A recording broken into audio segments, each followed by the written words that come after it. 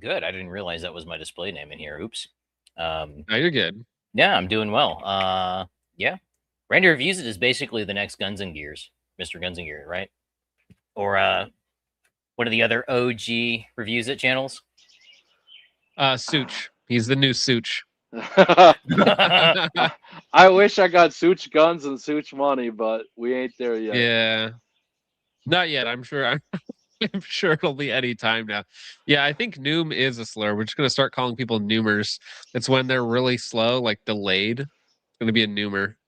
All right. Well, let's go ahead and get into the a little bit of the news first before we get into the gun stuff. My apologies. So first up, little update on Dugan Ashley, better known as Jordan Derrick. He got talked to today by Chemistry of Questionable Quality on X. He seems healthy, but he's having some stress-related MS systems. So we're just reposting his Give, Send, Go, which is going to be for his MS and some of his other health-related issues while he is behind bars and incarcerated. Keep in mind that his healthcare through the VA gets cut off automatically after 60 days. So whether he's innocent, whether he's guilty, whether he, gets acquitted, whatever it happens to be, his health insurance gets cut off after the first 60 days, regardless for the type of crime that he is alleged to have commit. So let me see. I should be able to drop that link into the perfect. Drop that into the YouTube chat for all of you to check out. But on top of that, not just that, but there is also a new patch, which I should be able to drop the link for the patch. This is Tier 1 Outfitters.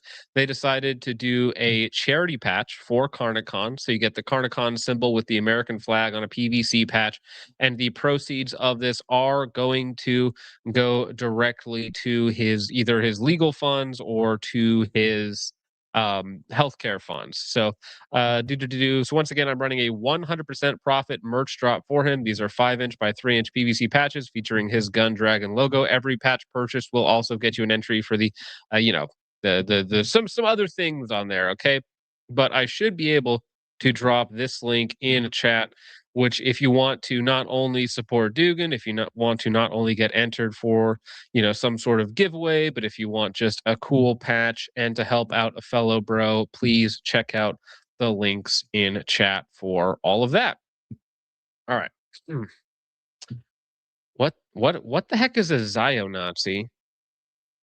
What were we talking about that brought you into chat? What? Also, what is his PFP? Who is that half and half of? What? I'm so confused by that. I've never seen this guy before. Read the scroll. Okay, that's ominous. Anyways, moving on from there. Well, let's talk about this first, shall we? So SIG, they've been in and out of the news forever, right? With the It Ends Today. Now, they actually got sued for defamation by a Connecticut attorney. And just today, or yesterday, the court decided to not dismiss his defamation case. So that means that it is actually proceeding against Sig Sauer. So I saw Ben Steger post this up earlier. Thought I'd go ahead and go through this. So Jeffrey S. Bagnall, Esquire, LLC, federal court denies Sig Sauer's motion to dismiss defamation case brought by the Connecticut attorney. The action seeks $20 million in damages, which would, I think, be the largest payout to date by Sig Sauer. I think so far it's $11 million is their highest payout, at least publicly known. The action seeks $20 million in damages for libel, per se, and violation of the Connecticut Unfair Trade Practices Act. So the United States District Court for the District of Connecticut has denied Sig Sauer Inc.'s motion to dismiss a defamation lawsuit brought by the Connecticut attorney, Mr. Bagnall, and his law firm. All right.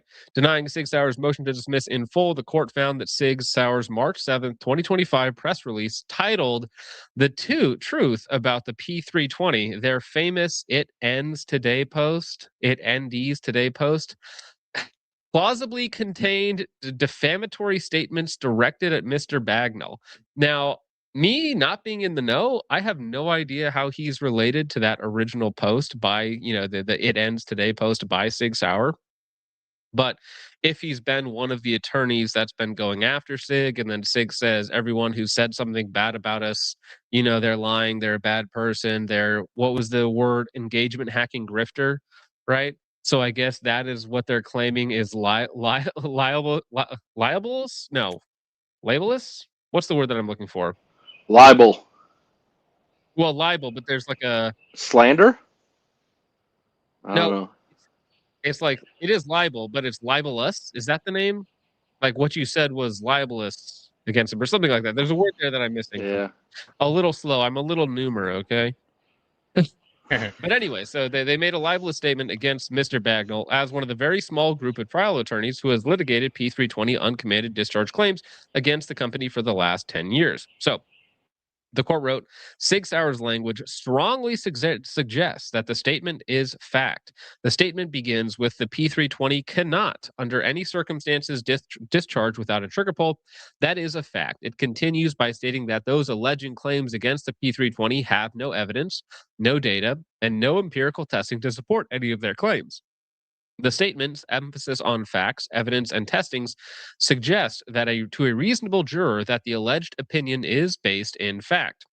So it further found that the statement's characterization of those attorneys as dishonest purveyors of manufactured lies, quote unquote grifters, which is what they called all of us, and without evidence is actionable under the Connecticut Unfair Trade Practices Act. Which again, I don't know, like that seems like such a minor thing to get upset about, like some company calling you, an engagement hacking grifter. But to these lawyer guys who are looking for any excuse they can get, to get a paycheck out of these big companies, or especially if they're in other litigation with them currently, like just go after them. So it further found that the statement's characterization of those attorneys as dishonest, purveyors of manufactured lies, grifters, so on and so forth, after 33 years of practicing law without ever encountering this kind of press release, I'm pleased that the court has allowed this case to proceed, said Mr. Bagnall. Almost Mr. Bagel. The release was defamatory and ill-advised, especially given the content of SIG's own patent filings and press releases stating that impulses and vibration can have an extremely negative effect on this weapon. This ruling affirms that false accusations like this distributed to millions of people on social media and elsewhere can have serious consequences. So this case, which is Bagnall versus Sig Sauer, will continue to proceed in the District of Connecticut. How funny is that, right? The "it ends today" statement keeps the whole ball rolling on their own demise because they're now getting sued for that very statement that they put out. It would be funny Womp if like womp. the judge issued like a gag order where they couldn't talk about the 320 during the duration of this. And Sig just- themselves, they have a Yeah. gag order on like they can't talk about their own product. it's like it just That would fades be off very into the funny. darkness. It just seems like Sig keeps it's just a comical misstep of errors continually. It's like It's watching someone glorious in a way. Yeah, it's like watching someone fall down an escalator, like it's going upward. You just fall for 30 minutes. Well, dude, since that, it's been like a nonstop ride of every time anything bad happens to them at all. It's like, oh, it ended today. It ends today. They just keep on shooting themselves in the foot every That's single day. I was at a match last weekend. No, 2 weekends ago. And some guy's like, it's been like a long time since a SIG ND. And then everyone's like, dude, one happened 2 days ago. He's like, are you kidding me? Because he's a big 320 fan and he was hoping it would blow over. So where I'm at in South Dakota, we don't have any ranges that outright ban the 320. But since I'm back in Washington State right now, I have a match tomorrow. And a big disclaimer, like they make you sign it, is that you will not bring a 320 to the match. So, I mean, it doesn't matter. It doesn't affect me at all. But yeah, at the match I'm going to tomorrow morning, no 320s allowed in Washington State at this match, apparently. So both places I should have banned it. I wonder how many insurance companies basically told the ranges, like, we implore you, if you want to continue service or not get a rate hike, you need to ban the 320. I don't know if that ever happened or not, but I'd be interested to see if that was an incentive too. It might be. It might be something. I haven't seen any because I also went to an indoor range today. The indoor range I was at today did not specifically ban the 320, so I still could have brought it there, I guess. But yeah, it's going to be one of those things where insurance companies, if they're in the know, I would not be surprised if they're like, yeah, by the way, you're not bringing this. You're not even allowed to like carry this if you want us to maintain your insurance provider. Now, moving on from insurance providers and the whole SIG P320 debacle, we've been talking John, about. volume cut off for you, Raymond? No, I Sorry, can am I still still hear here? John. Oh, I can't. My hear bad. him. I can Hello, hear John, hello? yeah. That's Okay, weird. well, I'm going to keep going. Randy will fix it. Anyways, so talking about people with issues, I'll leave and okay? join. SIG has their own issues, but you know who has a few more issues? Apparently, Aero Precision and Ballistic Advantage, because here we have the from the Pierce County, Washington website portal, we have the Pierce County Superior Court civil case 26-2-08316-4, which is WAFD Bank versus Aero Precision LLC. So we have the attorneys for WAFD Bank, we have Aero Precision, Ballistic Advantage as the defendants, and then we have add-ons, involved parties. We have the attorneys for 2320 Pacific, JS Held, U.S. Bank National Association, NWB Lakewood, and AZT Technology. Now there is approximately 400 pages of notices and other things that you can get to in these documents. However, there's only one bit that is really interesting to us.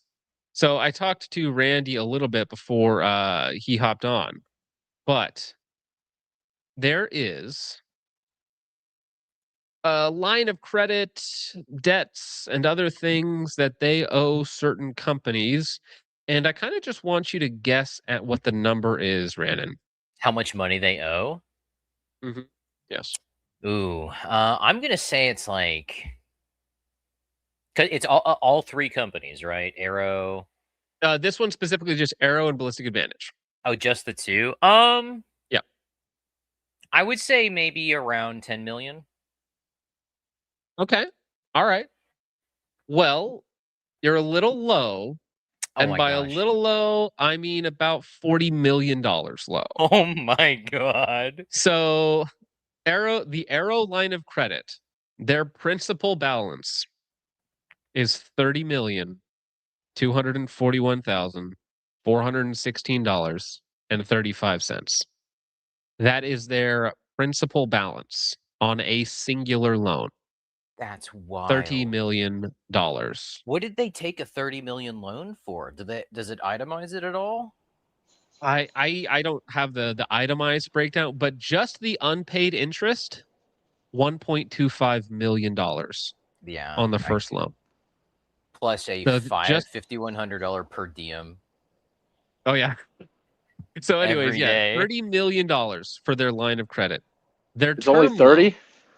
Well, just for their line of credit, $30 million plus $1 million, $1.2 million in unpaid interest. Their term loan, $7.7 million with $250,000 of interest. Aero equipment loan. So I'm not sure if this is, for more machines or whatever that is. $5.5 million with, again, about $250,000 of interest. Aero TI loan. I don't know what a TI loan is. Somebody in the chat can educate me. $1.1 million. The Ballistic Advantage has a term loan. It's a little bit under $1 million, just lowballing, just about $1 million. And then Ballistic Advantage also has a capital expansion loan, I imagine, for $1.3 million. So that is a total of 42, 43, 46, almost $50 million.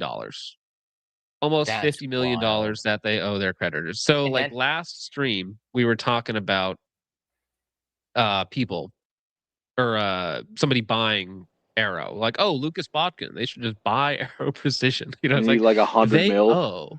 Well, again, right? They owe $50 million, not including what they're actually worth. Like their debt is probably equal to what they're worth, probably even more than what they're worth, honestly, because they probably have like $10 million worth of inventory and machines, maybe $20 million worth of inventory and machines. Who knows what they have in terms of warehouse space. Maybe they have raw materials on hand, but they just have so much debt And again, keep in mind, this is not from everyone. This is just one civil case in Washington. This is not everybody.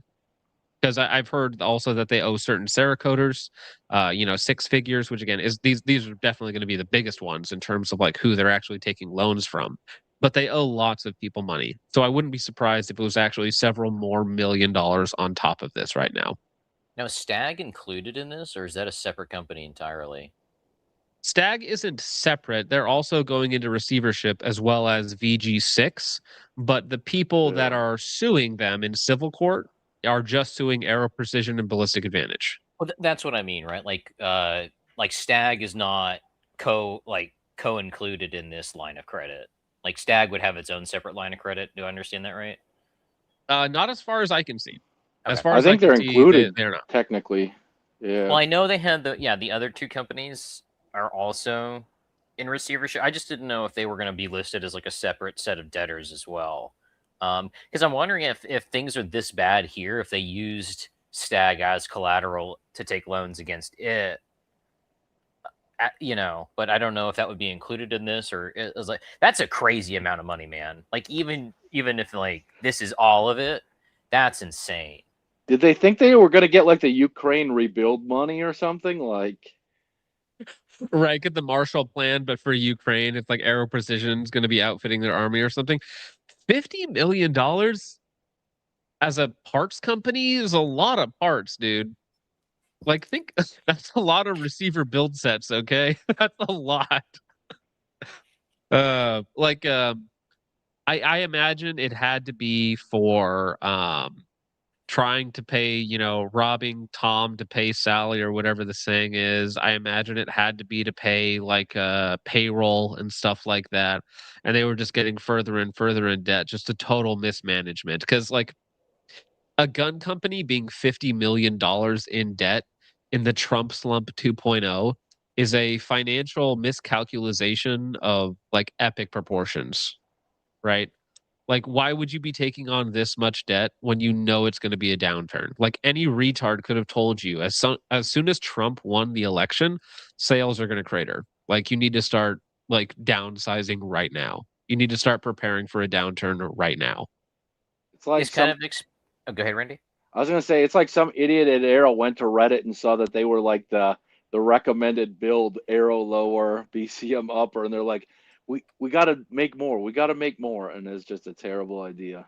I think you're probably right, and like there's some truth to that because Aero is very popular. Like it still kind of is popular. Like people are buying up the Aero receivers right now because they're going under, but it was still like it really explains the panic that they had a couple years ago when they were talking about not being able to move inventory or having a whole bunch of barrels like stuck in a warehouse somewhere. Because when you have all that debt, you have to have cash flow. And it's 100%. not there, right? Like firearms are a thing that once you have like so many, you kind of start looking to offload them. And I think that's where people are right now in the buy sell cycle, right? Well, Sean has a good point. I think that if I had magical access to their sales figures, I guarantee you 2021, late 2020 were like off the charts, right? Absolutely off the charts for them. And so they probably forecasted off of this magical infinite, uphill increase. And it just obviously at some point that's going to run out. And honestly, Aero, like they tried. Because at the very end, they came out with a couple of new components. Do you guys remember they had like their new ambi lowers? They had the new Mod 4 handguards. They had the new kind of like They had the Gen lever 2. action. Yeah, that was dumb. They tried to come out with a lever action. They tried to make a bolt action rifle. They were trying to make a shotgun. It's like we got to just stop. Like this is, PSA can't even do it.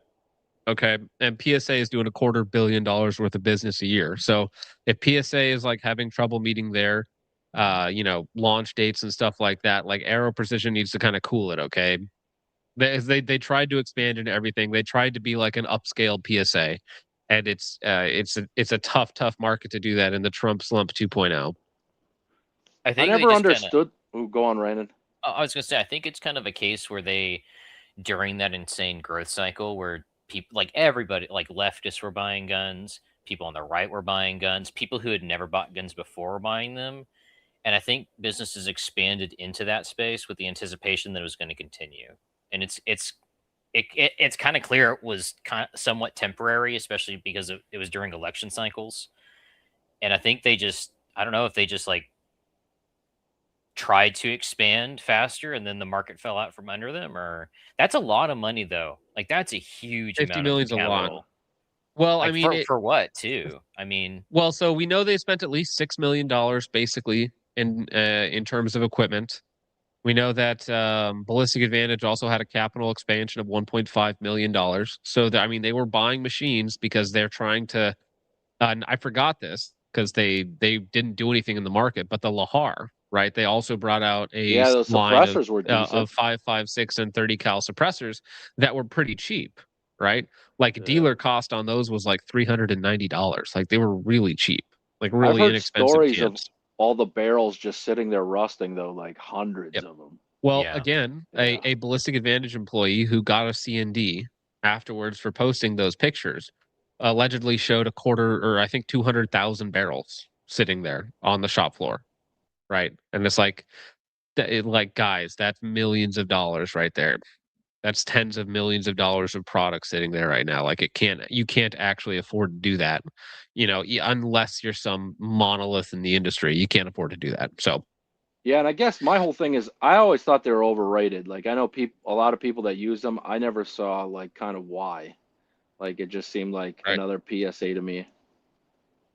Well, they were more expensive than PSA. So PSA, that's kind of the problem, is that Arrow was never very good.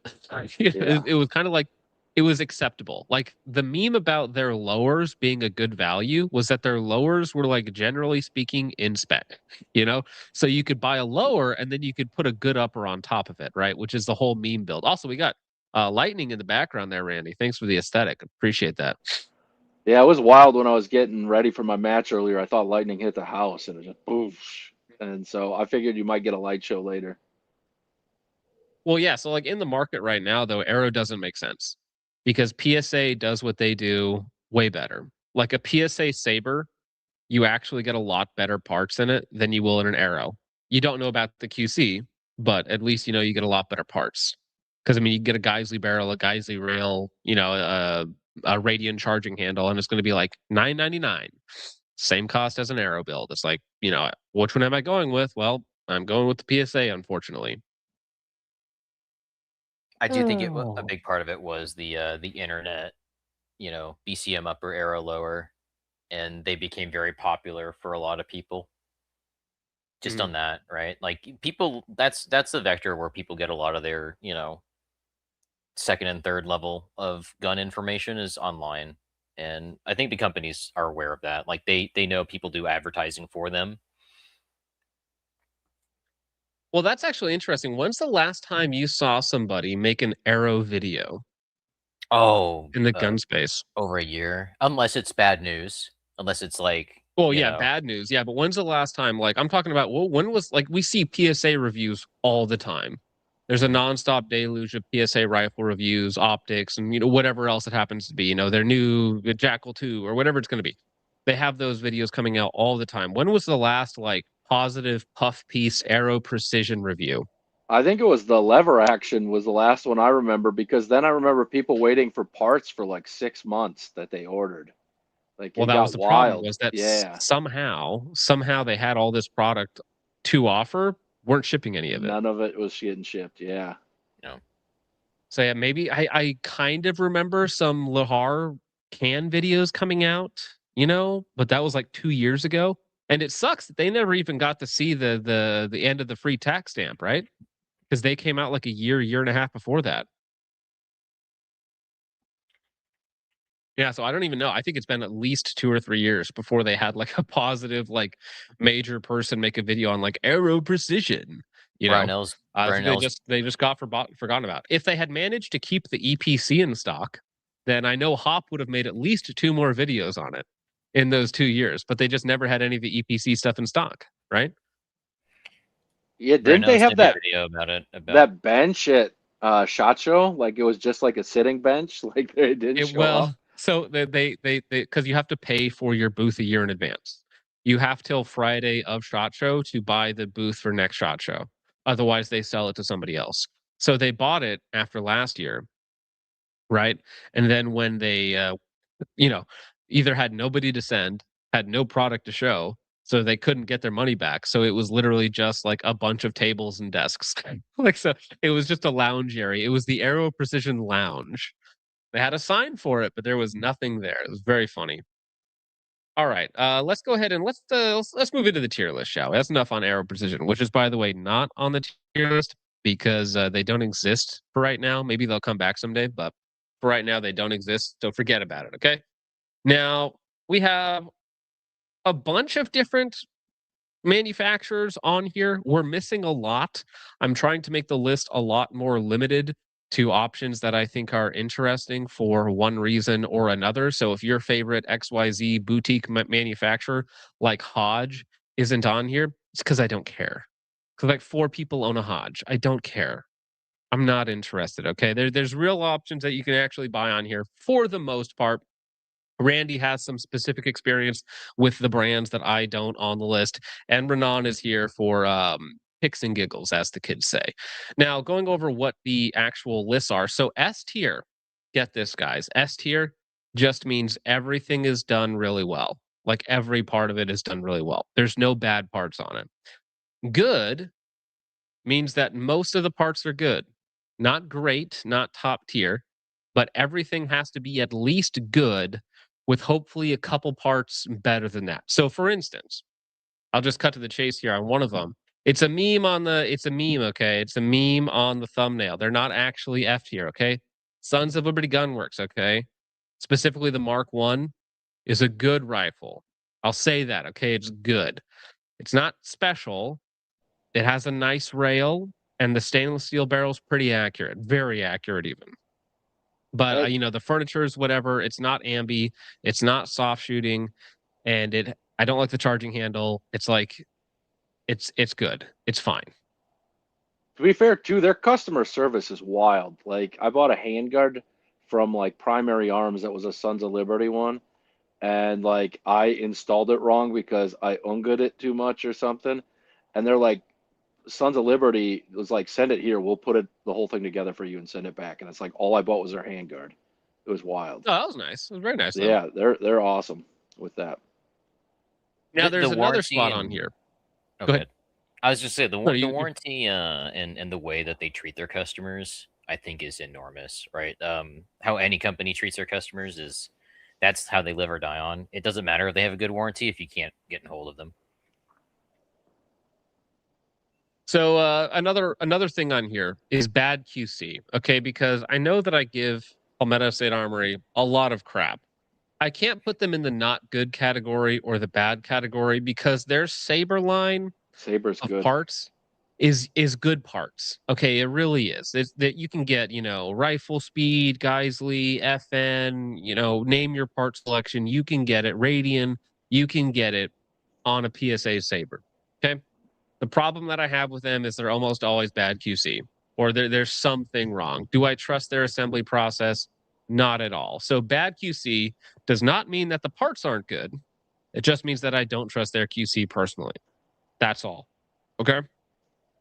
Bravo's in there twice because I made an oopsie. Don't ask about it. But yeah.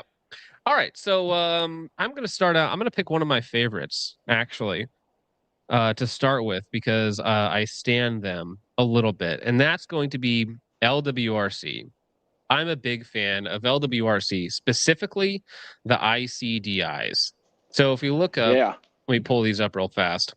The ICDIs, the complete rifles are not particularly expensive, which I like. So let me see if I can find one real fast, a picture that is YouTube appropriate. Why does their website suck? Okay, they're going to get knocked down a spot because their website sucks, apparently. Jeez. Is it this one? No, it's not. Gosh dang it. LWRC, why are you doing this to me? Okay, can I open this in a new tab? Okay, there we go. Fine. Okay, look at this, right? LWRC, ICDI, these you can find for like the 1500. Okay? Not very expensive. And this is still a DI rifle. You get full ambi lowers, right? Full ambi lower receivers. Yep. You get a hand guard that is attached to the upper receiver via, I think, 10 bolts. It is a Yeah. perfectly rigid rail. It is actually one of the most rigid rails on the market. Somebody did a deflection test between like Geisley, LWRC, LaRue, and a bunch of other ones on there. The LWRC was the best. So LWRC, its rail, fantastic. It cannot possibly shift, because it is bolted to the upper receiver. Now, on top of that, the barrel is truly free floated because the barrel in no way, shape, or form contacts the handguard. It has an internal barrel nut that goes on the inside that the handguard does not touch in any way, shape, or form. Why are they not in S tier? Because all of their rifles are overgassed. Every single one of them. They're all overgassed. And also an interesting thing about them is that because they're in Maryland, they have to start with a heavy barrel and then flute their barrels down. So all of their barrels have this really, really aggressive heavy barrel setup. Let me see if I can find a better picture of it. Again, Pretty aggressive LWRC, why fluting. can't you Yeah, just I've fix your seen it. website? It's very aggressive fluting. So they all have a heavy barrel. Let me see. Let's do this. Can you just show it to me? Well, you're going to have to take my word for it because their websites suck, okay? But let me see if I can show you another interesting thing that they do. So the reason why I would put them in the good category and not the S tier is because you have to do something to mitigate the recoil. You can't swap out the BCG because I think the BCG is like the most important part. Let me see. LWRC keyless BCG. Yeah, I was gonna say they have the integral gas key on theirs, I think.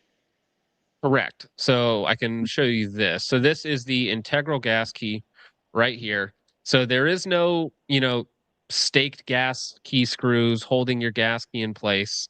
It is actually a one-piece gas key that then the gas tube adapter, I guess you would call it, is then like screwed in place and then pinned.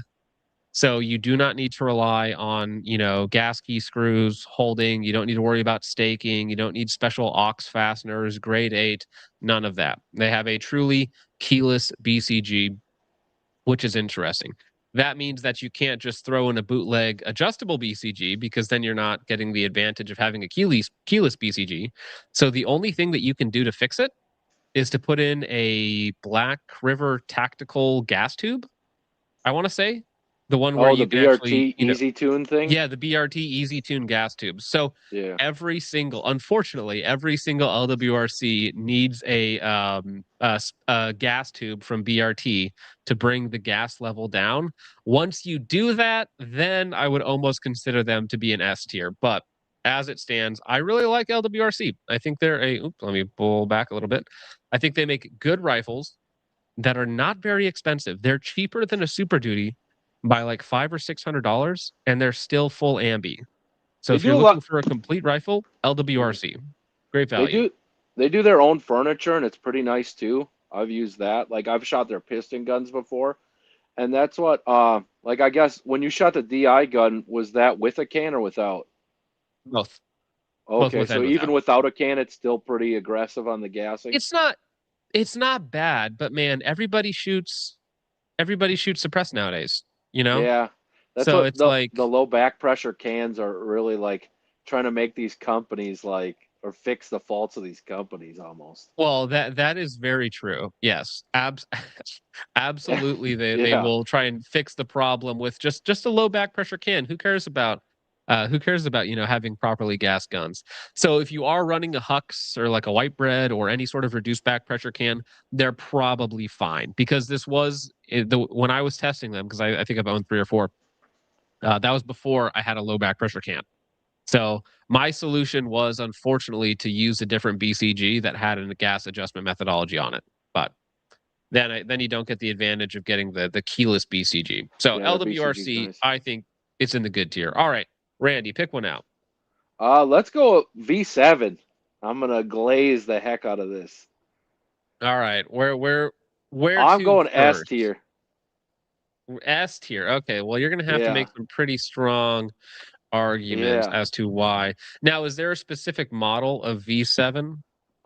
So no, because they're all it's basically you're just choosing the caliber with things. Okay. So it's like if you're getting a 300 black out of 5.56, and then they make a pretty crazy light AR-10 called the Harbinger, which is kind of ominous. But V7 does all the thing. Like, I guess part of it is I've gotten these fancy guns, you know, where like a blackout defense and some of these other ones where you got to tune it, you got to mess with it. And the V7s come where they're simple, but they're really, really great for what I mean, they're expensive. They're a boutique brand, but a little history on them is, so like Joel used to work with John Noveski before, you know, you did the video on his tragedy, and things like that. So he knows how to put together a correct gun that's gassed really well. And I think they've been ahead of the curve as far as where I see the ARs going in the future is better springs, better metals, better coatings. So they've had this lithium aluminum metal that they do their receivers, their handguards, and everything out of, this 2055 or 2011, I think it's called. But it's stronger than 7075 and like extremely light compared to it. And so their guns are just really soft recoiling. They run. There's no adjustment you need to do. They're ultra light. Their finish and kind of machining is impeccable. Like, it's a gun. Like, if I could do it all over again, I wouldn't have bought as many ARs as I have, and I would have just bought V7s from the get-go. So I'm gonna dash the hopes of the audience here. Okay, these are very expensive. Yeah, these are just under $4,000 for a complete rifle, just under 4,000. Now, what would you say the purpose of these is? So these are like ultralight competition style rifles, or what? I think that the reliability that I've seen and the performance out of it is, I would say, yes, they're competition, absolutely, because they have titanium BCGs and, you know, low mass, very light recoiling, but also they run in pretty adverse conditions. Like, I don't know what he does. It's magic. I can't explain it anything other than that. And whenever I hand people my gun, they think it's an airsoft with how light it is. They're like, what is going on here? It's wild. Like, if you go look at weights of their guns compared to other guns, it's pretty absurd. So let me see here. Let's read this together, okay? Because I'm a V7 boomer. I have no idea what's going on. Uh-oh.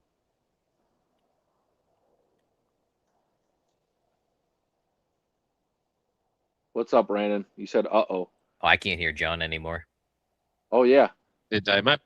Now you're back. Oh, you're back. Okay, I didn't know if what happened to Randy was happening to me Oh, earlier. yeah, someone said in the chat, too, they have Inconel gas tubes. They were kind of like, a lot of people use their parts. Well, that's, you know, a lot of people can't obviously afford their full guns, but parts. I mean, I know Guns and Gear. I know a few other big people in the industry, and V7 is like their grails. I've got the okay, that's I've got the weird. gas tube. It's a tank of a gas tube. I use it on my FRT guns. So here's the thing: titanium BCGs. Why would you do that? Is it just to reduce reciprocating mass? Because that's actually insane. It reduces the weight so and it's the reciprocating mass. But like I said, usually you encounter an issue with, like, if you go to those titanium bulk carrier groups, you have to maintain them a little bit differently, because it's like as soon as they start slowing down, it chokes up.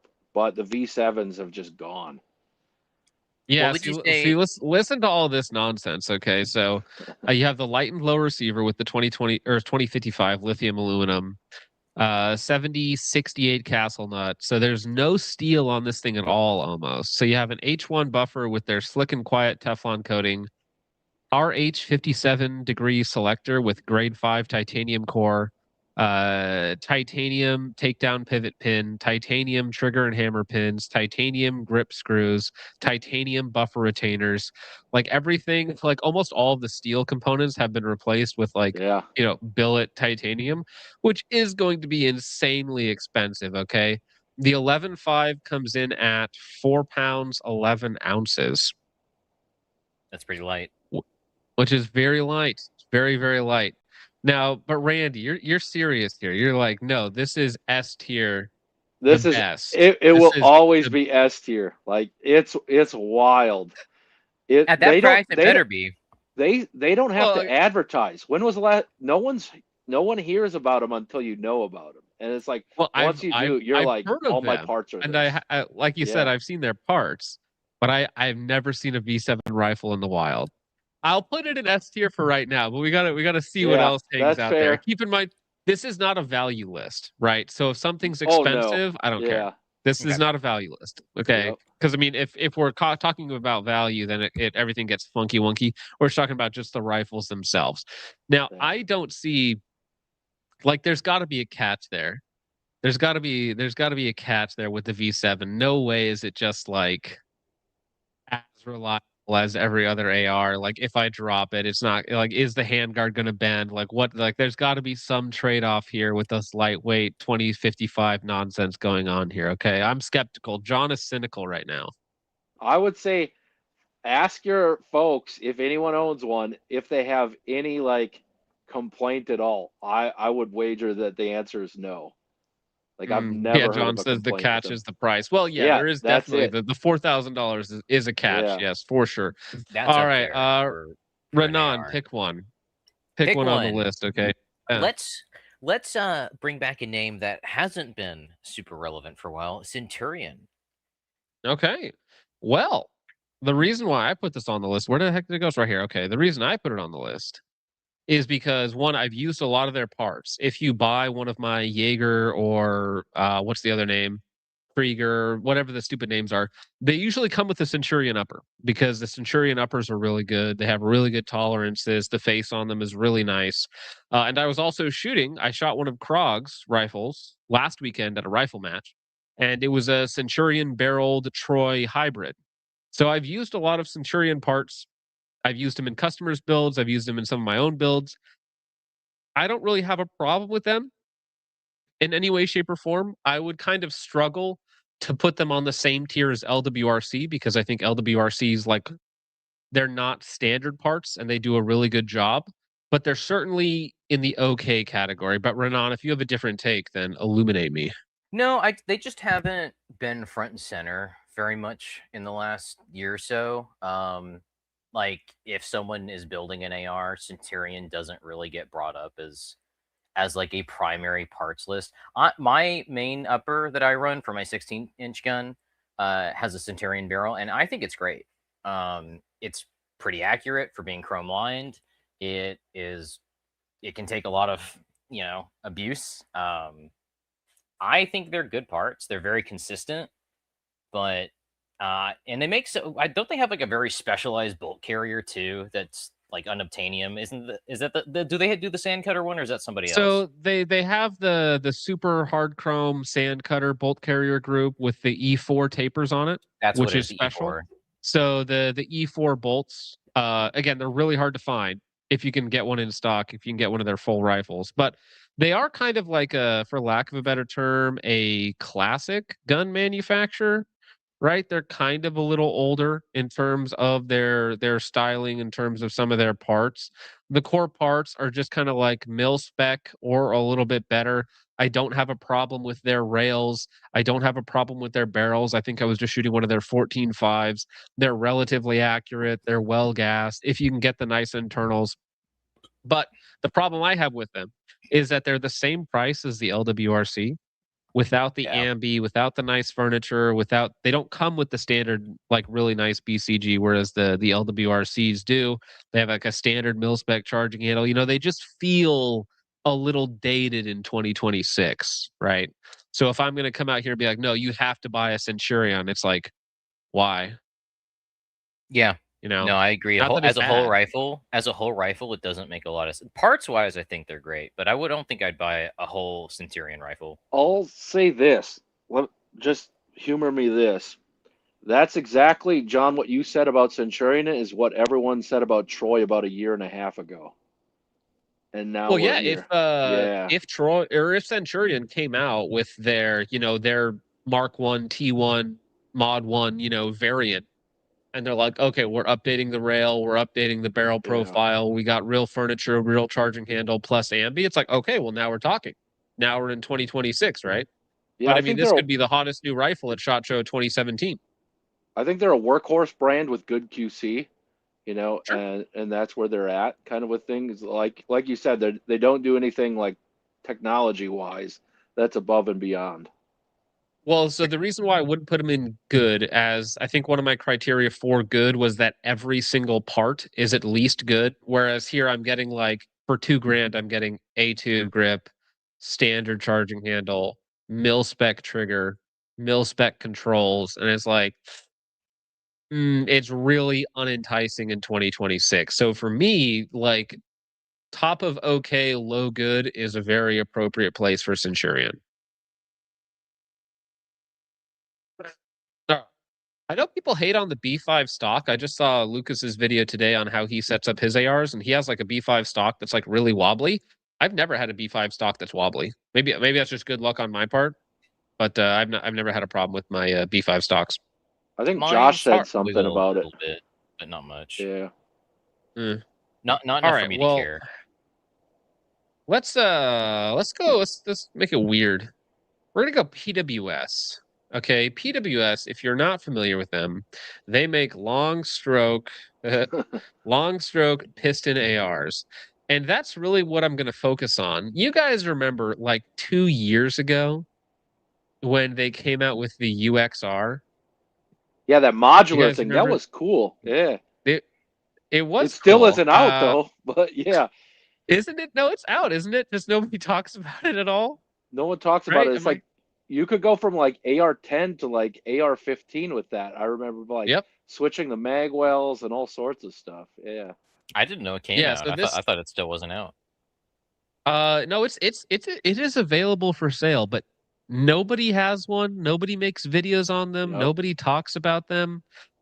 It is out though. They are out in the wild. You can currently acquire these. Okay, so yeah, you can see with the funky magwell, the weird barrel system on there. It has like a Barrett MRAD barrel system. So you just unscrew these 3 bolts, barrel slides out, put the new barrel in, clamp it back down. It has like a titanium barrel nut on the inside. The front half of the lower receiver and the back half of the lower receiver are 2 different pieces.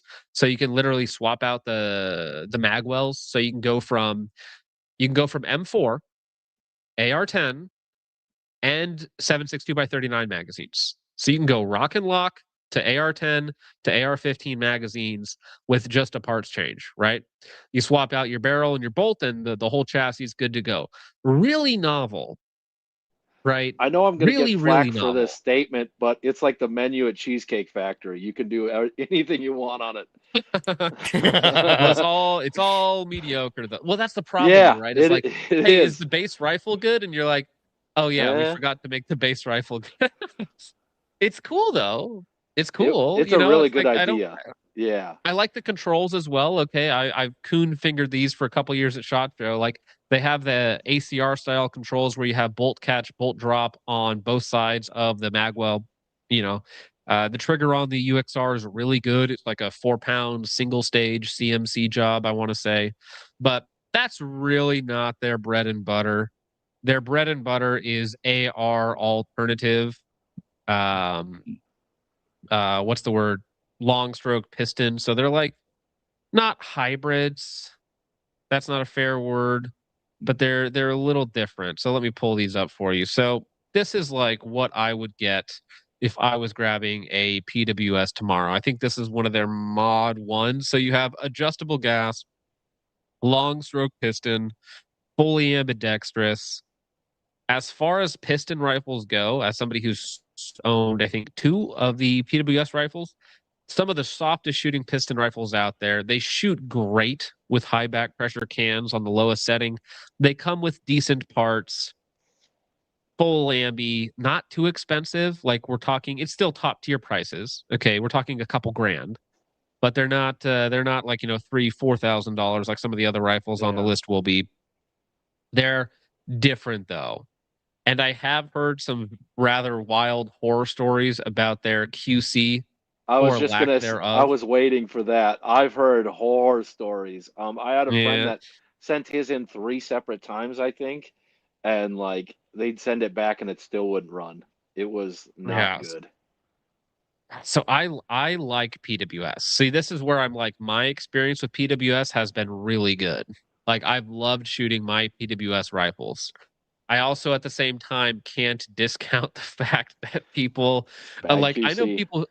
I know people who worked there and were like, I have never seen more hand fit parts on an AR-15. Now you should be asking yourself, why is anything on an AR-15 having to be hand fit to your, individual? Like if you're having to do hand fitting on a barrel and gas block, something's just off, bro. You should not you should not be doing this. Okay. It's like if your bolt carrier group or your charging handle isn't interfacing with your upper receiver, like there's no hand fitting going on with an AR-15. Like they're production guns. Like we should not be doing hand fitting processes on these firearms. Now that doesn't mean, again, guys, if I was shooting the PWSs that I owned, like great, fantastic. I love PWS. Okay, I would buy another one.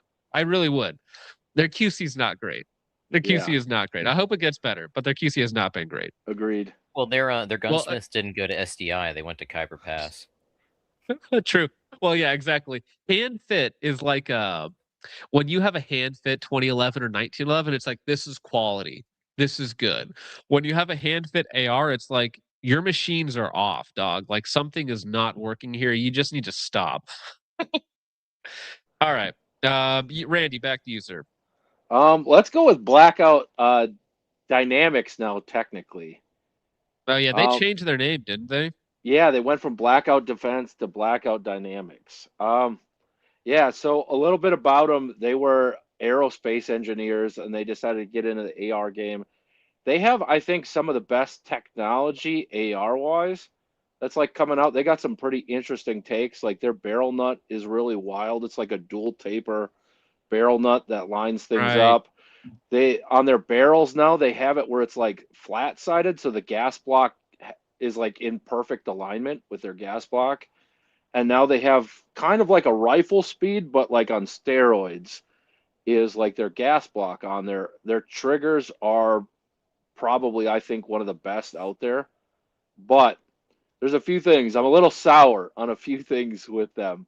One is if you buy their guns, they're so quick at updating and changing the technology that you're like kind of upset that you were an early purchaser because now it's a million times better or it's got so many more options that you wish it came with when you bought it. And Well, so I got to yeah, talk to these guys at SHOT Show. They had a big booth over there. I got to play with their rifles, check them out, and whatnot. So if you're wondering how that gas block works, I wonder if they have a better picture of it. But it is like it's a rifle speed gas block that has like been bifurcated. So you have the gas block section, you have the adjustment section that are separated. So you don't need to worry about, gas system length and adjustment length. Like you don't need to have like a crazy long like 6-inch adjuster on your rifle speed gas block on the Blackout Dynamics because they're two pieces. And then there's literally just a long steel pin that moves back and forth, and that's what actually does the adjustment on it. So it's a simple novel system that does the rifle speed thing, but it's not contingent on where the gas block is actually located, right? So actually here's a better picture of it yeah, right there. So you can see they have I forget why they do this to their barrels, but they have this really weird it's the heat. ridging It is their term. on their barrels. Ribbing. Their barrels have ridges. I don't know where that originated. I don't know what started that, but one thing that is horrible here though, I have to say, why are we using chemo in 2026? Yeah, I think they're trying to move away from that. I think they just designed like some new Plan B. I think is or like Plan B / Reardon or whatever you want to call it. I think some of their new ones are. Some of their chemo stuff is kind of cool because they have one that looks like an FG42 muzzle. And, like it's pretty cool. But at the same time, you wouldn't get to see it because the can would be on. So it's like Well, it so kind of takes away from let's it. see. Precision wrapped lap barrel. Barrels start with the 416R, 5R stainless. Yeah. They got the dual pin locks for their hand guards, which is what same thing Sons of Liberty Gunworks Mark 1 is doing. That's good. That's very solid. It's not going to rotate. Fine charging handle, upgraded parts, yada yada yada. Again, I still don't know why they're doing chemo. Please stop doing that. Full ambi, which is nice. No problems there. And then I think they had a picture of it up here, but they have their dual taper lock barrel. So the Yeah, it's wild. how does this even work? So the barrel nut pulls the barrel into the upper receiver, and then there's like a second barrel nut that then interacts with the first barrel nut and the taper on the barrel, right? So it's like 3 pieces here to do the same job. I think that's supposed to give it more rigidity. I It's think because you have a rigidity, much and they said you have it's a much like the longer way that clamping area. it like lines up and it centers it and kind of really like with like, you know, 2 cones closing in on each other that it like locks it in that place, like a little bit with like the barrel whip and stuff like that that they control. So Why it's wouldn't they not just make it one large this is the piece? barrel nut. This isn't the handguard. So keep in mind, this is that second barrel nut thingamajig is not touching the handguard at all. So it's not any more or less free floated than any other AR on the market.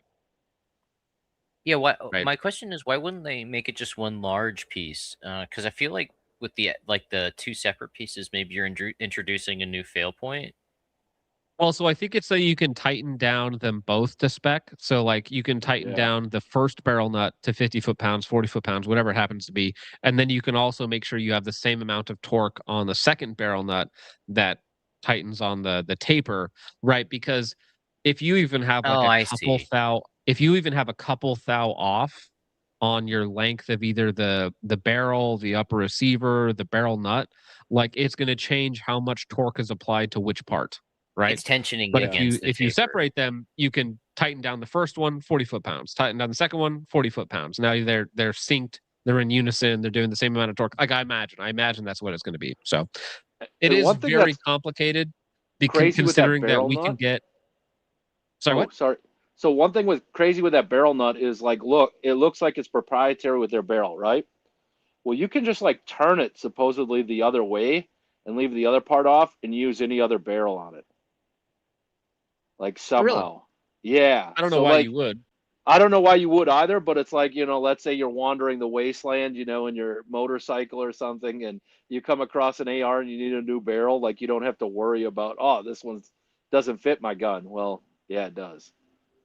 Yeah, that is an interesting design choice. I've never seen a company do like a 2-piece fit like that. Their receiver fit is really, really wild too. They used to use these like cushions or something like that in there, like that they'd have, but they got rid of that, and now their machining is just pretty wild as far as how that fits. Ooh. Guess their current lead time right now. 6 to 8 months, if I recall. 4 to 6, but yeah. 6 months roughly. Now, Yeah, I well- will say, guys, okay, all right, the price, Not it's bad. Geisley prices.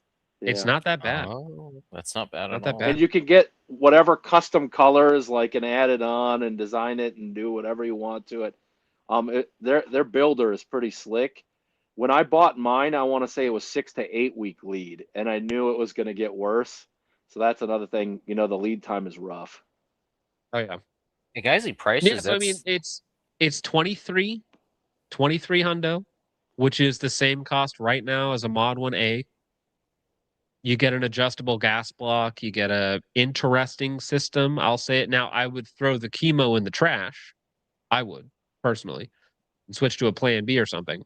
But that's actually not that bad for a boutique. Like every part is wacky.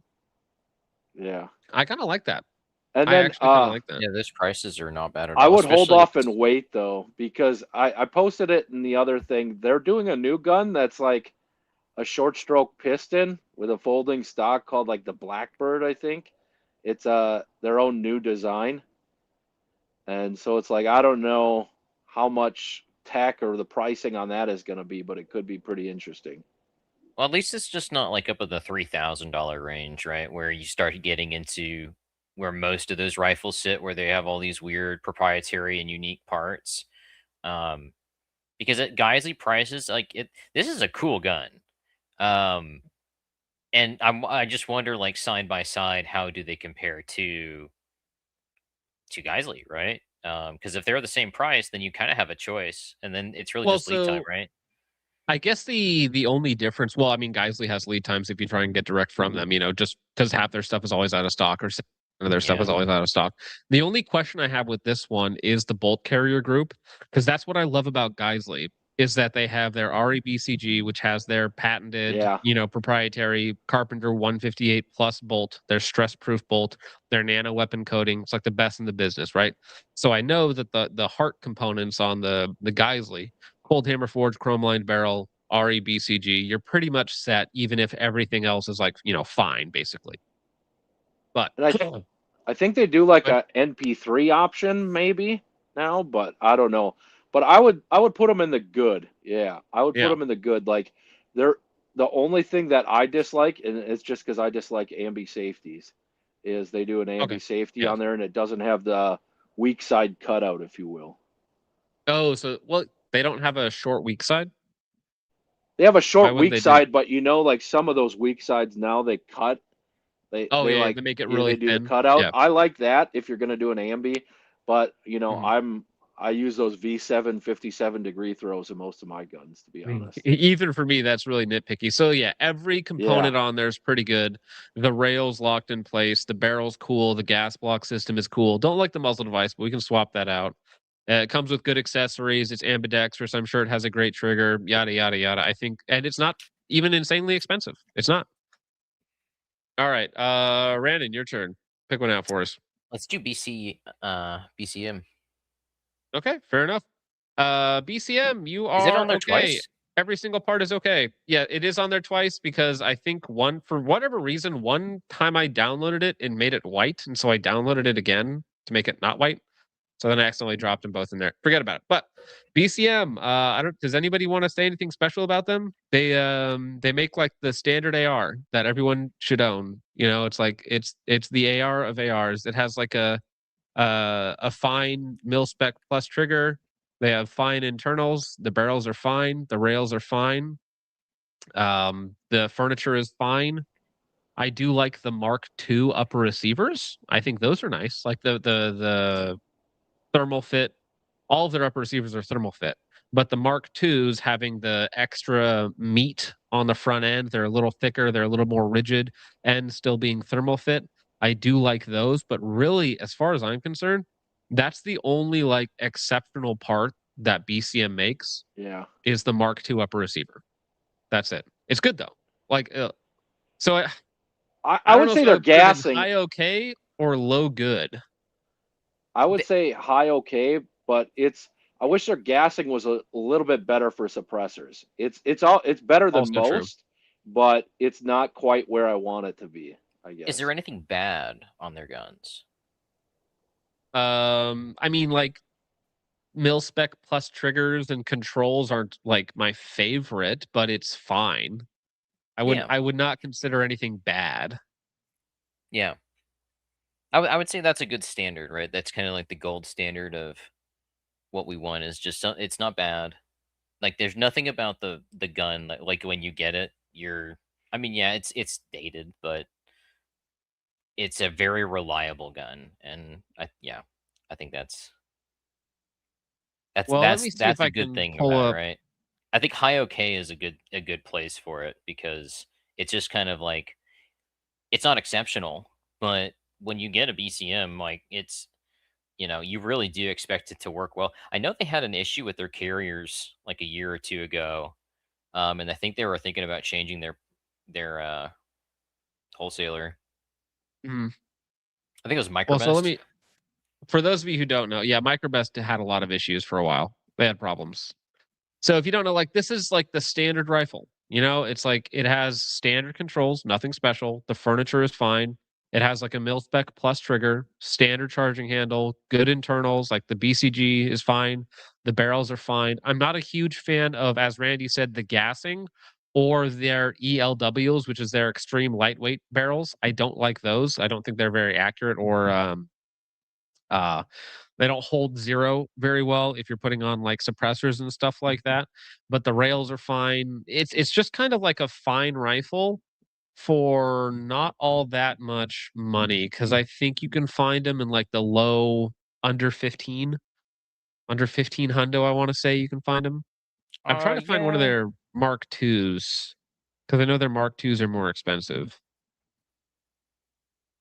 Precision, is this the one? I know their SPRs are a little more expensive when they have Yeah. them in stock. I Oh, think that's right. I forgot last that time I they checked, they also were around use like the 12 to 410 1300. stainless rather than the other ones, the Yeah. 416. I heard the 410s are a little more durable, but I actually I really like the BCM stock. I use it on my night vision gun. I like the stock too and the bad. grip. Yeah, their furniture is great. Yeah. Oh, is that it? Okay. Well, I think sorry, I was trying to find a picture of the Mark II receiver because that's the part that I actually like.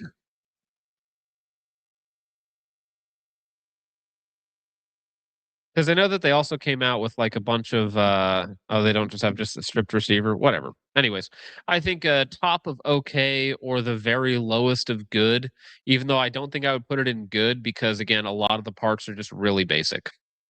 I think So by I think comparison, top right? of okay is fine. Like by Well, and I comparison, think it's sitting it with some big boys, and it's kind of hard to like look at BCM and then these other companies and say, well, BCM is in the same pool as these, right? Because these other companies that it's like with Centurion and Blackout and LWRC, I think everyone would kind of agree those are much higher quality than BCM. you think Centurion's higher quality than BCM? Well, Because I think they're kind of the same for about the same amount of money. I think probably that. Yeah, I think Centurion probably had in the past a more serious reputation. And I think what they do with their carriers is a little bit more on the upper end. They innovate, I think, a little bit more than BCM does, but I don't know if I don't know. I Paul think is about all to other show things up at Randon's considered, house and throw him through a window. I think all other Why? things considered, they're pretty similar. But I think like Centurion Saying innovates Centurion pulls more. ahead. I think I would take a BCM over a Centurion. I Probably for think the I money. will. I'm trying to think. The quad Yeah, rail if I had to people take will if take I the had to if I had Centurion. to take the stock rifle, I think I would take the BCM Yeah. because at least it has better furniture, it has a better trigger. I like the rails are really Yeah, slim, so they're more I modern. think I would probably go with the BCM. Like a little bit more. It's very close, but I would say yeah, a little bit more. Okay, my turn. You know what? LMT, baby. All right. LMT is going to go into low good because I actually think that LWRC is the better LMT. I think their QC is better. I think their uppers do the same thing as the monolithic uppers do while not overcomplicating the system and while not getting the entire thing as hot as possible. I do like some of the LMT rifles. I've shot the 12.5 Spec War for quite some time. Let me see if I can find one. No, I don't want the PDW. They have way too many different variants of essentially the same thing. Also, I'm not up to date on all of their different like the what is it, their I want the Romanian shovel version? nose. Oh, Yeah, no, it's what is it? The New Zealand one? it's who is it? The Rahay reference rifle? Yeah. Is that the one that they had on sale for a while? I'm also not really rating them on their piston rifles because I don't really shoot their piston guns at all. I don't really care all that much about their piston guns. Where are all the rifles? What the heck is going on here? Is it just standard patrol models? I was gonna say bad QC, but not as bad as PWS. I've seen a few rough ones in the last 6 months or so. Yeah, the Estonia one. I saw Cody posted it or somebody did. But like the QC, I think Dishka posted one where like the receiver was just jacked on an LMT and they sent it out. You hear some horror stories about like the bad LMTs. Yeah. Oh, we can't hear you, John. Can't hear him. Yeah. Can't hear him. I'm not even touching anything. I don't know. There Okay, you but go. let me defend. You're Let me back. defend LMT from a design standpoint. Okay. Oh The yeah. monolithic upper is cool. The quick detach barrel is cool. They're generally speaking rather accurate, if very overgassed. I don't know why they overgas every single one of their guns. Full ambi lowers, pretty cool. The furniture is like okay. The charging handles are fine. Their bolt carrier groups with I think they also have the E4 bolts and the lobster tail extractors. So I like that. I like that they're doing that. I think they also use the triport gases on their BCGs. They have the 3 holes on their BCGs rather than the standard 2. So I like in their design of the LMT, specifically the 12.5 spec core that you see here. I like this rifle quite a bit. I would still have to do something about the gas because I think they are overgassed and that makes them more problematic to shoot. The QC is also not great. So when it comes to like, would I personally spend... Oh, what does this thing go for? Let me check real fast. These go for this one as we see it. Where the heck is just the 27? 27. So, but I mean, think about it, okay? It's That's like, a no from me, dog. It's full ambi and full monolithic. So my problem with this, though, is that the LWRC does the same thing for half the cost. For literally half the cost. And I think it does it better. It doesn't get as hot as fast. They're both overgassed, so I can't complain about one more than the other. They're both full ambi, and I just like the LWRC more. So I think, and it's way cheaper. So I think the LWRC like barrels produce better accuracy, I think, on the whole as well. Yeah, I mean that's just my experience. That's more like part to part. Yeah. But the more I talk about it, the more I'm like, maybe they should just go into bad QC, but just above PWS. Even though, like, I think they're fine. If you get one that's assembled properly, that's working properly, they have a lot of good stuff going for them. So I'm fine putting them in either good, like low good, or the top of bad QC just because of, they're so expensive and then somehow magically they have to, learning machining together and all that nonsense. Yeah, you hear a lot about the bad one. Like it's not like occasionally you hear about a bad LMT. It's it's kind of a recurring thing, and I think at that price point that's a little unacceptable. But I know we're trying to like stay away from price point and like the judgment of them. The good ones are good, right? But I hate to say it too, but like the good PSAs are pretty decent too sometimes. Or if you get a really good one. Well, yeah, you can get a good part selection out of a PSA, but I would put them in bad QC just because spoiler alert, just because if you're paying. But again, it's like I think that price only matters within their own category, right? So PSA being in bad QC for $1,000 rifle or a $1,200 rifle is way different than a $2,700 rifle also having bad QC, right? I think it's way worse for the $2,700 rifle. There's far less tolerance for that kind of stuff when you're paying that much money, and it's a big deal to me, right? Like if I get a rifle that I've paid nearly $3,000 for, and I've got to send it back. That's not good. If I won the lottery, I'd definitely buy a shovel nose piston, though. I think they're just, I don't know, a vibe. Yeah, and I can't comment on the piston rifles. I've never shot one of their piston rifles, just the DI guns. I would like to play around with their MRGGA, the 6.5 Creedmoor 14.5 that won the Assaulter program for SOCOM. I would like to play around with that one, but that's another like 7, I want to say 6K. That one's quite a bit more money. Hey, Lost Hater, how's it going, man? Are you What's up, homos? Not much. Are you free from terrorizing your local single mothers with daughters, attacking their porch cams? Oh my god, dude. I love this picture of Troy so much. What an inspiration to us all. He's got so much fuck you money that he can do this and get away with it. I aspire to be like this guy. Shout out to Troy. Or not Troy, fucking contract. Wait, is that Troy Knight? Which one is one? Trey, Troy? Trey, Troy, potato. Fucking Yeah, shout out to Trey Knight. Definitely looked like he was coked out of his mind at SHOT Show. He's just a little excited, bro. He gets like that sometimes. Don't make any sudden moves around Trey at SHOT Show, okay? It's the snarling that did it for me. Yeah. All right. Well, hey, since you're new here now, Lost Hater. What up? Pick one. You gotta pick Ooh. one that to talk about. I'm trying to think of like what brands do I actually have any like hands-on experience with. I gotta say maybe Troy Industries because I have their new handguard, but that's about it. I think Troy would probably be in the good tier. I wouldn't call them in the S tier, of course. Like S tier is pretty high up there. But I mean, they just, don't deserve they don't deserve S tier. I'll just say that. yeah, I wouldn't put them in S tier. I think that like just perusing their site and fingering their handguard that they gave me, it's solid QC and it's I mean, I looking at their prices, man, they're just good for the money. Like you can buy their new SOCOM rifle. Now that's their special SOCOM rifle. That's the T1. But if you look on their site, they have one that's blacked out completely. That's like $1,800 from the website to your FFL. Really?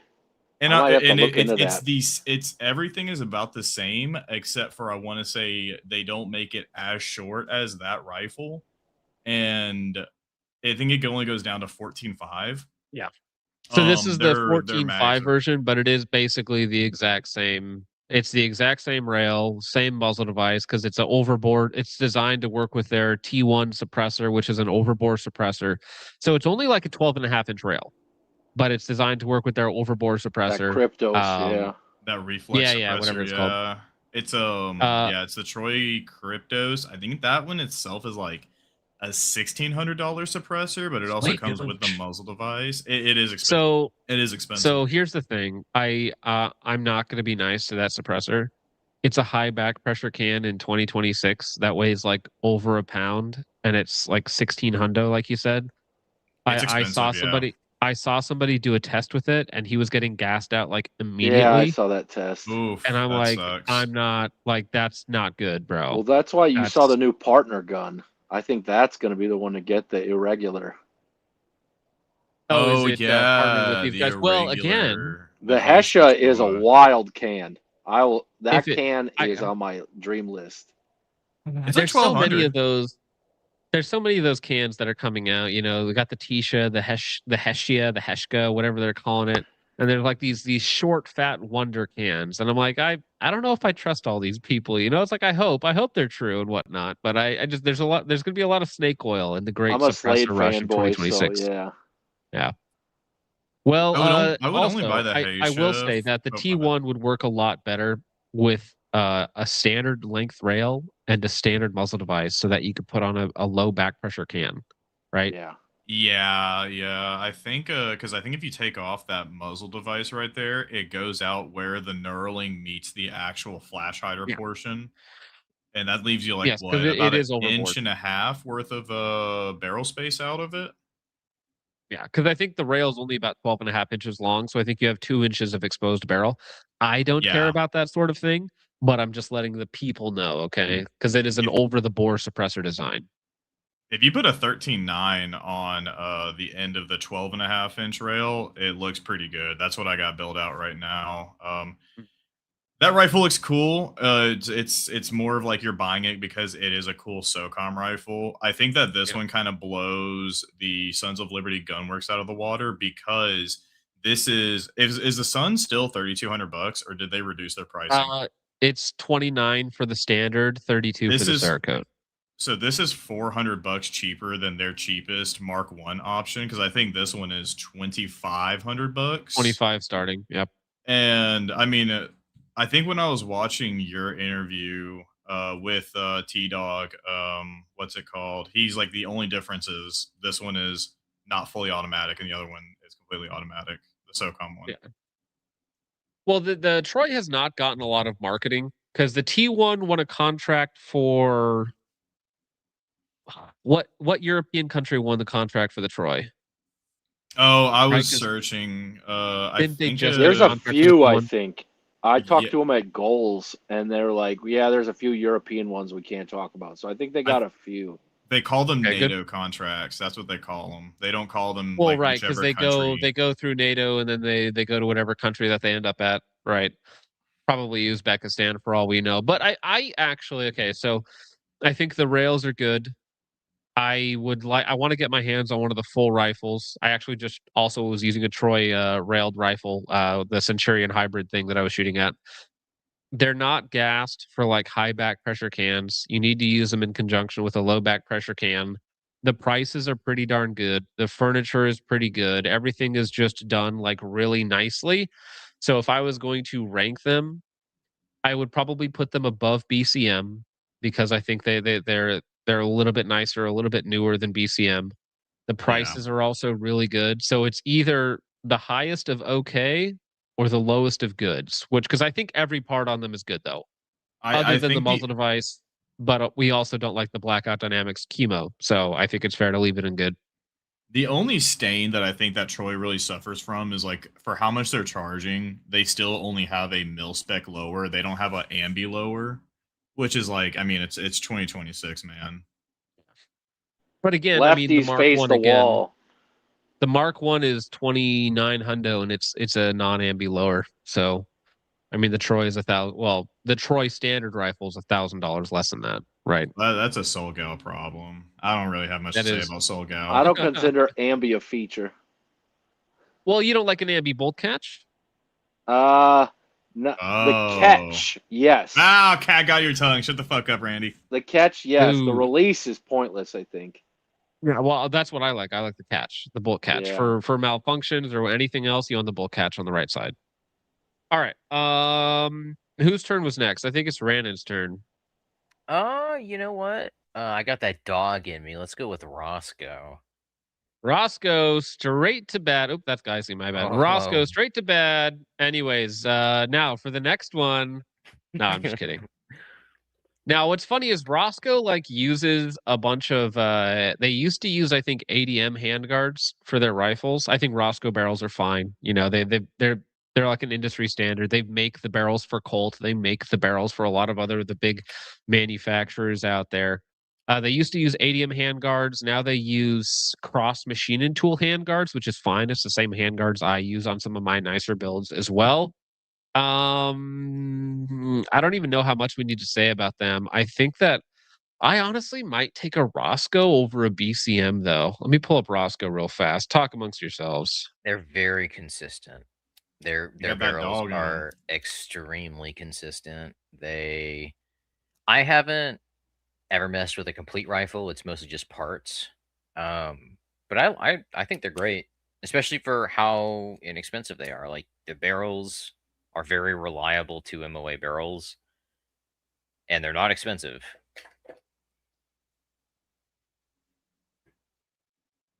Shoot, their website sucks. I don't know Apologies. shit about anything with Roscoe, honestly, other than Josh talking about their barrels. We know that Josh that's all I loves them, know. okay. Yeah, Josh is a mug moment, man. Well, I don't mind any of the parts. So their sauce packs back in the day were a really good value, which is like you get a good barrel and a good BCG for like a couple $100. It's like, okay, that's something. They throw them in your upper receiver handguard combo. Again, their handguards, gas blocks, upper receivers, charging handles, they're all made by other people. But I don't have any problem with that as they're like the barrel manufacturer for everyone else. So as far as like their parts go, I think they are in the top of okay because like not everything is good, not everything is like super interesting about them, but they're just kind of like a good value brand that kind of does everything you want it to do without breaking the bank. Honestly, Roscoe should be what people thought of Aero Precision as far as like budget goes, because I think Roscoe might actually be the best budget company. Like if you're going to get a barrel from someone, just get a Roscoe and kind of forget about it. Oh yeah. Yeah. Liberty lives in 1776 and CMT gets slept on, but I'm still in disbelief over Centurion and LMT. Well, what do you want us to say? Centurion's fine. LMT would be in good if their QC could be better, but that's about it, dude. I like CMT quite a lot, actually. I think they make great handguards. I've literally used probably like 300 of their handguards. They don't respond to me though. I feel bad. Every time I've sent them an email, they never respond. All right. Let's I'm gonna take control here. We're putting Palmetto State Armory. Sorry for the spoiler alert. but I'm putting them in the bad QC territory. Now, I'm going to go to their website, which I am banned from purchasing from, and No, show how did you do this? Well, I think it's a good thing, okay? Even though sometimes they run really good deals, so it's super annoying that they ban me from buying like even their good stuff. All right, let's go to PSA Saber real fast. And no, I'm going to ignore the Jackal line completely. But let me see real fast if I can find a what I consider to be a truly high value option from them. All right, come on. Come on, PSA website. I know you got 1,000 boomers trying to buy something at the same time. Let's see. Here we go. Perfect. This is what I'm talking about, okay? Actually, maybe this one. Let's do this one. Or maybe both. Who knows? So, let's go right here. Boom, boom. So this is what I'm talking about when I say a good PSA value. So here we have a Geisley Mark 14 rail. We have an FN chrome line, cold hammer forged barrel, pinned gas block, AAC flash hider on the front, which again, you can get them in Plan B and anything else. So who cares about the muzzle device? You can get them in anything else. You have a Microbest BCG, which I think is a weak point. You have a Radian charging handle that's good. You have good furniture, good trigger, Radian safeties. Like you have like a lot of the parts that people colloquially like for the low, like this is a BCM priced rifle, like 12, 13, right? Somewhere in that range with way better parts, like actually better parts. It's just assembled by, you know, someone with little incentive to do a good job. Has anyone ever tested the PSA with their FN barrels versus an actual FN with an FN barrel?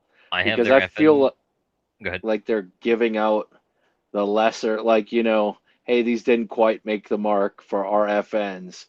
Let's send them to PSA. I've heard from, I think we had someone in the Discord in the past that was in the know or like in some level of, like they either work for FN or work for PSA. And they did say that they were just, they weren't not like factory seconds, but that's also just taking their word for it. And if, you know, the people in those networks even know if they're getting shitty parts or not.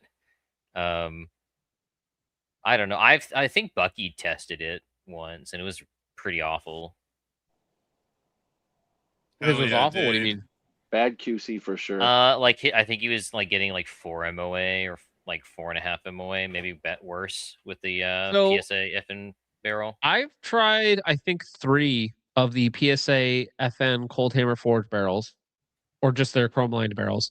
I've never had bad luck with the barrels of their. Now they're usually overgassed, but of all of the PSA FN barreled uppers that I've tried, I've had really good results, and I've tried 3 of them. Now, on 2 of those, I had other QC issues going on with them. Like the one PSA Saber upper that I had, the gas rings went out in like 500 rounds. Like within the first 500 rounds, the gun stopped cycling because the gas rings were gone on the Microbest BCG. It's like, okay, thanks for this $1,000 rifle. You know, too bad it doesn't run. And like the inside of the handguard wasn't even finished machining. It just had like open, like sharp edge chunks on the inside of the handguard, and it's like, did anyone look at this at any point in time? Like this, what I'm showing you on screen right now, this is also in their Saber line. This is an AR-10, which you don't really care about it. But this one's only 15. Like they're really inexpensive for what they are, right? Yeah, but it's a fast. So, it's a fake ass sass. Henry made a video on it? Didn't it do poorly?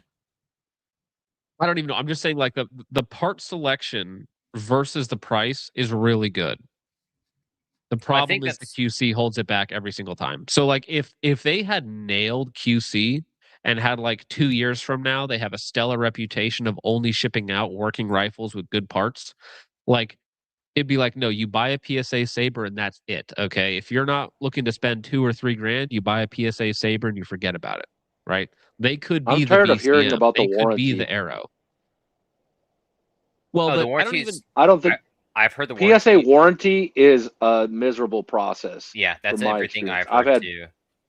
I've had bad experiences with bad AAC ammo and the warranty on that. And I feel like you're going to warranty it like it's like a Vortex pistol optic. It's just wind. Someone like a year or 2 ago posted on after I some sell online, it to John. on some online forum Hey. that they emailed the PSA warranty department and they got a this email is full email back. But So yeah, they I don't stopped think. paying their service provider. Yeah, yeah. Bro, what? Somebody's feedbacking really bad. No, maybe it was just me. My bad. Is it me? I muted for I a didn't hear second. anything. No, you're good. All right. No, so I do also have to say, like, sometimes PSA just like, what is this? Oh This hell is yeah, also dude! a Saber. You know what? This is what I'm Nah, talking dude. about. When you say PSA Saber, it's like, what does that even mean? Like, this is the PSA Saber. Bro, you don't understand. This is Zanico's GWAT clone that he was asking about earlier. This Dude, I is guess. the GWAT cloner build, bro. It's like if Yeah. heat happened in Iran. Like it's just like, oh, Yeah. Well, again, okay, so here's the thing. PSA, I want to love you. I'm never going to, but I want to, okay? If you could just fix your QC, you ship out good products, you have good customer service, your Saber line could be the go-to in the industry, okay? Just fix your QC, dog. Fix the QC and we'll be happy, okay? Because listen, $1,200 for a an FN barrel, Geisley rail, Microbest BCG, Radian charging handle, Radian safety, Plan B muzzle device, good furniture. It's like that's a good price. It's a really good price. That's a BCM price with upgraded components. So I like that. But your QC sucks. So get real, dog. Okay. All right. Randy, back to you. Psionics or let's see. Let's go Psionics. Yeah. all right. I am not super familiar with psionics, other than the fact that everyone who shoots psionics really likes them. Tell me about them. Psionics does a lot of things better than most of the companies in their pricing list. So they're kind of in that mid-tier pricing, I would consider it. I think they're right around, you can get them from 12 to 15 depending on which one you get. Like I think it's even down to 11 for some of them. But the thing that they offer is like actual suppressed designed guns. So it's like even if you got a traditional can, you can get the extreme reduced gas poured on it and have a great time with it. They're low recoiling. They do really good parts. They do a little bit above and beyond where like they hand polished feed ramps. They're everything about them I think is good. The only thing that obviously some people will say is they don't have the ambi, but I'm okay with that. I think it's better than BCM for modern usage at a lower price, which goes a long way. Yeah. I think. So I'm actually just looking at them now. I just hopped over to their website. So looking at their stuff, you have a nice rail. Looks like they have a wedge lockup system, Plan B muzzle devices, ambidextrous controls, Mil-Spec Plus trigger, NP3 or chrome coated BCG, upgraded charging handle. Price is 12. Starting at 12, which is like BCM or below, right? Which is really good. You're not going to get overgassed. I think they perform a little bit better too. So it's like everything a BCM should be for less. And I know it sounds like I just picked companies that glaze. There's a few on here that I won't glaze necessarily, but Psionics, like I think Nick Young, Velox Training, he shoots them, has good things to say about them. A lot of people do. It's like so I see what they're doing. This is nice. Okay, I wish companies would do this. So if you go to choose a gas port size, you can go to silencer dedicated, so they make it smaller, or you can go to extreme reduced gas port, which is for like a super high back pressure can with hot ammo or something. It's the other way around. The silencer dedicated is for the high back pressure. The extreme reduced is for like it'll still work with a low back pressure can, but it'll also be decent with a high back pressure can. Where the silencer dedicated is high back pressure only, I think. Oh, okay, fine. Well, either way, man, I like the fact that they, it's a $20 upgrade. Who cares? That you can actually just get a barrel that's gas for your specific setup, right? Especially since, like, I don't know about you guys, but I'm like never shooting unsuppressed anymore. Like unless it's like a competition gun with a brake on it, like it's always going to have like a white bread on the end of it or something similar to that, So if I can get it uncivilized. Just make it a little bit less gassy from the factory. Don't make me add any components or change anything on it. Just let it run from the factory. You already have a Plan B muzzle device on there, which thank you for that, by the way. So I really need. You have a good hand guard. Who makes their barrels, or what type of barrels do they have? I don't know on that one. That one, I've heard good things about the outcome of it. Like, their barrels perform well. I honestly don't know though. It's hard to find who makes their barrels, or at least I've never found it. Yeah, so it has the same Carpenter 158 bolt, Springco 5-coil heavy extractor with the black insert. I know what's his face Sotar doesn't like the black insert. I think they're fine. So it's a chrome lined medium contour 4150 5R rifling barrel. Actually, let me check their M-Lock handguard real fast because I have not. I've never shot one. Oh, actually, wow, that's actually a really good price. That's actually a shockingly good price for just the handguard by itself. I'm actually really surprised that they would manage to be able to sell that for itself. So these are $150 by themselves, which for a handguard's like pretty darn cheap. Very reasonable. Now, it seems like it's kind of a pinch wedge lock system, and then it has like the the lockup where it pushes to either side of the upper receiver.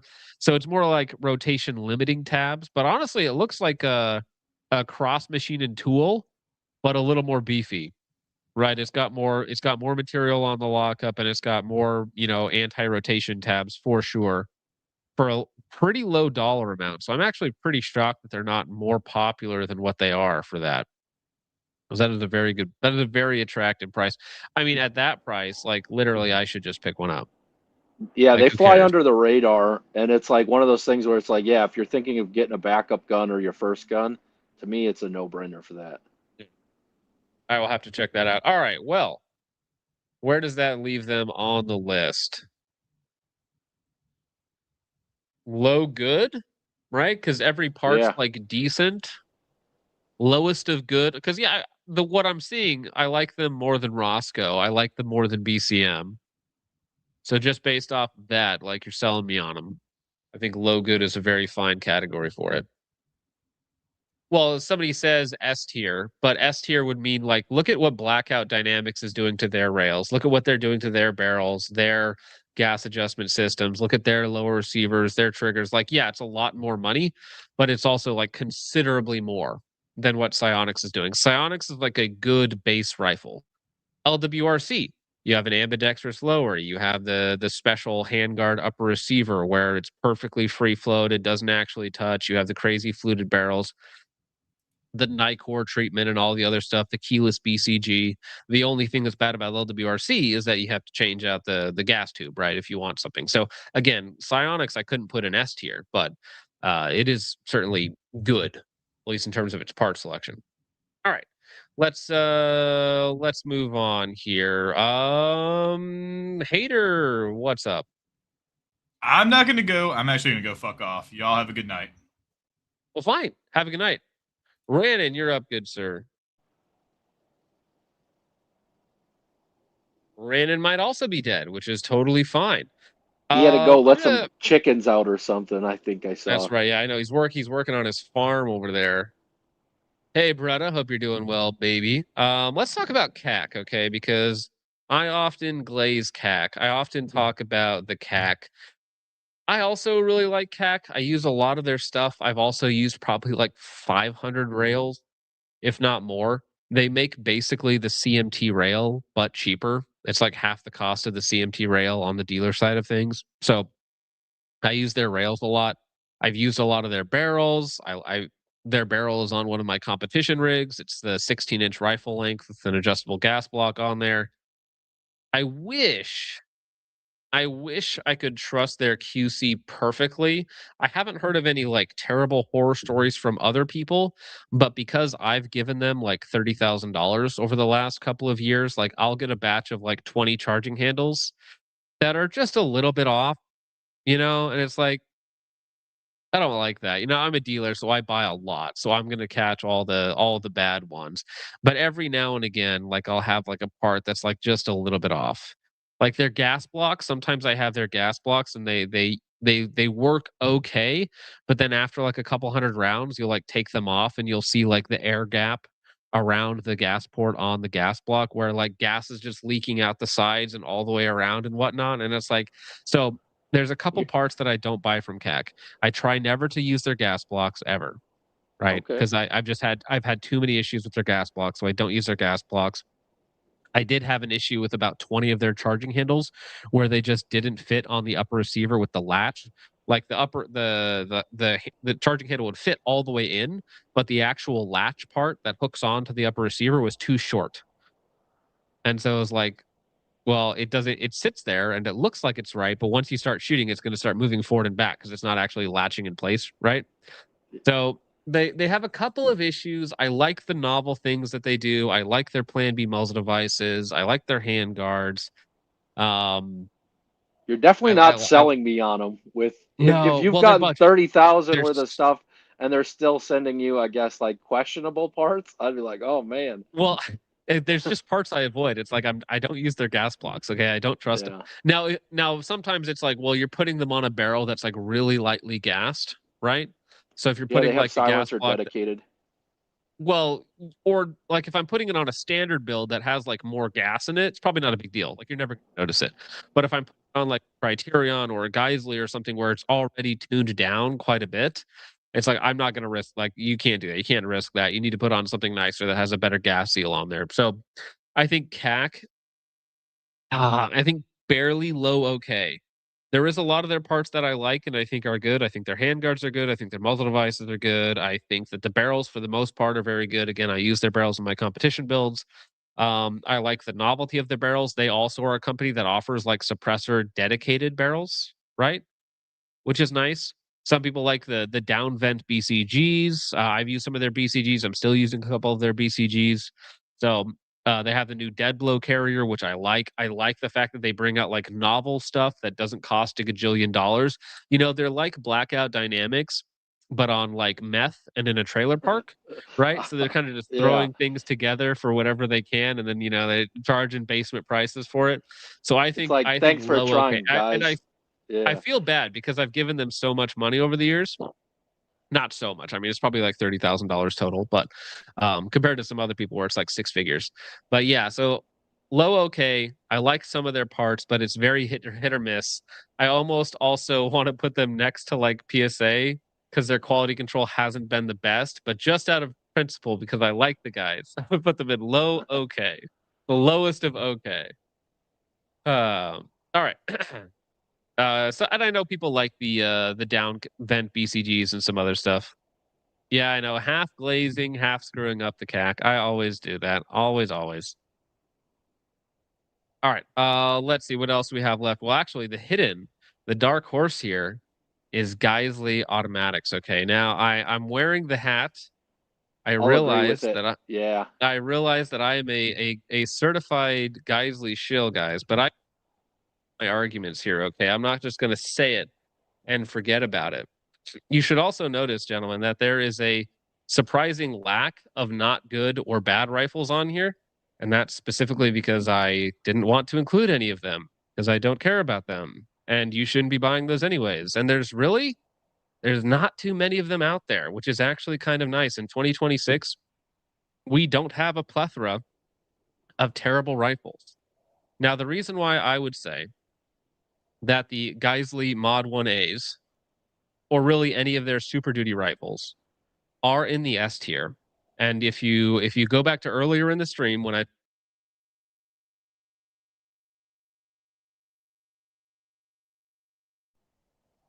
I stopped hearing you. Again? Yeah, but okay, there you go. I heard you for anytime I touch it, I don't know what the problem is. Okay, so if you go back to earlier in the stream, anything that to be an S tier, every single component has to be good or better. Okay, there's no mediocre, there's no bad components, there's nothing subpar. If there's anything questionable, it doesn't go in S tier. Can't go in S tier. Okay, so starting out, These are well-gassed rifles. I have a 14.5. I've shot 11.5s. I've used hundreds of Geisley taper profile barrels for my builds. They're in all of my top tier builds, unless you specifically request like a Criterion or something else. The barrels are fantastic. They're very accurate. The gas blocks are always pinned. Okay. The handguards. I think the new Mark 16 handguards are a big improvement over the old ones. You have steel inserts for your QDs. They're notched into the upper receiver. 8 pounds of torque on the dogleg cross bolts on the bottom. I think that's all well and good. The upper receivers, mostly standard. Nothing special there. But I mean, I don't think the upper receiver itself needs to be standard. Charging handles are good. The bolt carrier groups are some of the best on the market with the REBCG. You have the Carpenter 158 Plus stress-proof bolt, which is their proprietary material that they get direct from Carpenter. You get the nano weapon coating, which is fantastic. So the barrel, the BCG, fantastic. Some of the best on the market. The controls are really good. This one specifically is the Mod 1A, which means that you get a full ambi, everything. I know Randy doesn't like ambi, but you get the full bolt catch, bolt release on the right side, which is super nice. It's novel. You actually just press down on the dust cover to lock the bolt back. Yeah, It's that's pretty cool. It's a really unique feature, which means that you can actually use your left hand too if you're like gripping around the front of the rifle and push down on the dust cover, or just use your index finger to push down on the dust cover and lock the bolt back. They come with the Geisley SSAEX trigger, which is like the really wide bow, 4.5 pound, 2-stage trigger. Fantastic. The QD end plate, fantastic. Twice staked castle nut, fantastic. I personally am a big fan of the grip, and I'm fine with the B5 stock. I love their furniture. Again, my B5 stock doesn't have any play at all between the buffer and the stock, none at all. Also, like, they come with a H2 buffer and a Super 42 spring, which is like fantastic. That's all you need. They're gassed well from the factory to where if you're running a high back pressure can, you'll be okay. You might want to throw in an H3 buffer, but that's about it. And if you're just throwing on a Hux, or in my case, like a White Bread, or even some of the other high back pressure cans that I've been using, it shoots just fine. They're soft shooting. Every part on them is good or better. I'm a huge fan of the barrels, bolt carrier groups, triggers, full ambi, and guess what? The full ambi Mod 1A is $500 to $700 less expensive than the Mark 1. And I think it shoots better than the Mark 1. So for me, it's like, it's S tier. Because every part on it is good or better. I only have one complaint, and that's get these things in stock so I can use my damn coupon. Like, that's it. Like, I've been trying to get 11.5, a 12.5, any 5, Super Duties. And that's the other thing. I hate when people glaze the URGI. I think the Super Duty is the better one, hands down. I think so too. Yep, 100%. The Super Duty is the only one that I recommend. So I have the 14.5. Let me see real fast. So I think the 14.5s, yeah, the 14.5s are $22.85. for a full ambi gun. If you don't like ambi, if you don't want the ambi bolt catch, the standard Super Duties are even cheaper. And that's not considering sales and other times of the year where they go down to like $1,500. Because a couple times a year you can snag a Mod 1 or a Mod 1A for $1,500 to $1,600, which is insane, right? So that's why and there's no part that you need to switch out on them. You know, and even on the Mod 1s, that maritime bolt catch that they have is wild. I love that. Yeah, all the controls are really good. All the controls are good. And again, they're cheaper, or at least about the same price as most of the other like mid-tier options on the list, which I really enjoy about them. They put together a good rifle. All right, let's see here. Well, let's compare and contrast, okay? Sons of Liberty Gunworks. Now, I like, or I shouldn't say I like is a strong word, okay? But in my video that is up to like 150,000 views now, in that video, I start off by saying the rifle is fine or even good, okay? Because I don't hate the Sons of Liberty Gunworks Mark 1. I don't like the way that it's marketed. I don't like the way that people hype it up. And I certainly don't like the cost of it. But it's like an okay thing. It's not like offensive to me. I mean, it's like a little offensive, but it's not like super offensive to me. Okay, I mean, it's like it's okay, right? Is there any other option between just these two? There's not. Of course not. So let's see here. What do I actually like about this thing? Let me try and get a couple pictures up here. There we go. Okay, fine. So the first thing that I dislike about it is one, it's a little heavier than comparables. There's just a lot more material here in the upper receiver and the titanium barrel nut. The barrel's a little bit heavier as well. The rail is really good. The way that the rail interlocks with the upper receiver, you have 2 pins, you have 2 interlocking sections, you have 3 wedges, you have a titanium barrel nut. Like all of that is really good. The handguard upper receiver combo, really good. The stainless steel barrel is very accurate. I've seen people say great things about the accuracy of the stainless steel variant. I don't have the stainless steel variant. I have the chrome lined variant, and that one there is fine. People say it's the soft gas rifle. It's not. It's not a particularly nice shooting rifle. It shoots mediocre at best.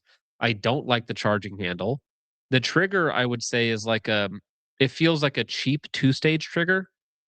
So to me, it's like this is a really expensive rifle, and it's okay. It's not bad, but it's kind of mediocre compared to what else we can get in the market segment. The controls are okay. You have an ambi safety, you have a big bolt catch. I think that's fine. The furniture, I think, is fine, right? But overall, I know that the video comes off very aggressive against the Mark 1. But I think at the end of the day, it's not very exciting. But I think it just goes in like okay. No, I'd put it in good because I think it doesn't have any bad parts on it. Like no bad parts on it at all, right? And I guess maybe I would have to, like with Troy too. To me, it's like if you're making a contract gun and you can't gas it for a can correctly, that's a problem. Well, but keep in mind that it's comboed with the Hux can. So the Mark 1 specifically is comboed with the Hux can. That's why they ship with Hux muzzle devices. They're meant to be shot with a low or no back pressure can. So that's what they're gassed for. Yeah, I don't know. So I have my beef with Hux, but yeah. Yeah.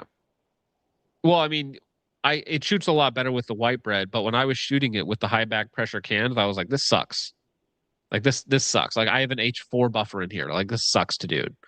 But I taking out my personal differences with the way that it's marketed and the retards that market it for them and the lies that they say about it, I think the rifle is fine. There's no bad components on it. And in fact, the 2 good components are the rail and upper receiver is really good. And the barrel on the stainless steel version is really accurate. So I can't put it in okay because I do think that every component is actually good. So let me ask this. If it came with the Armad and the bolt at its current price, would you S tier it? No. No? Because so here's the thing. I would definitely rate it higher if the price didn't change. They've already said that it's going to be an $1,100 to $1,200 price increase over what it is right now. The problem is that if it's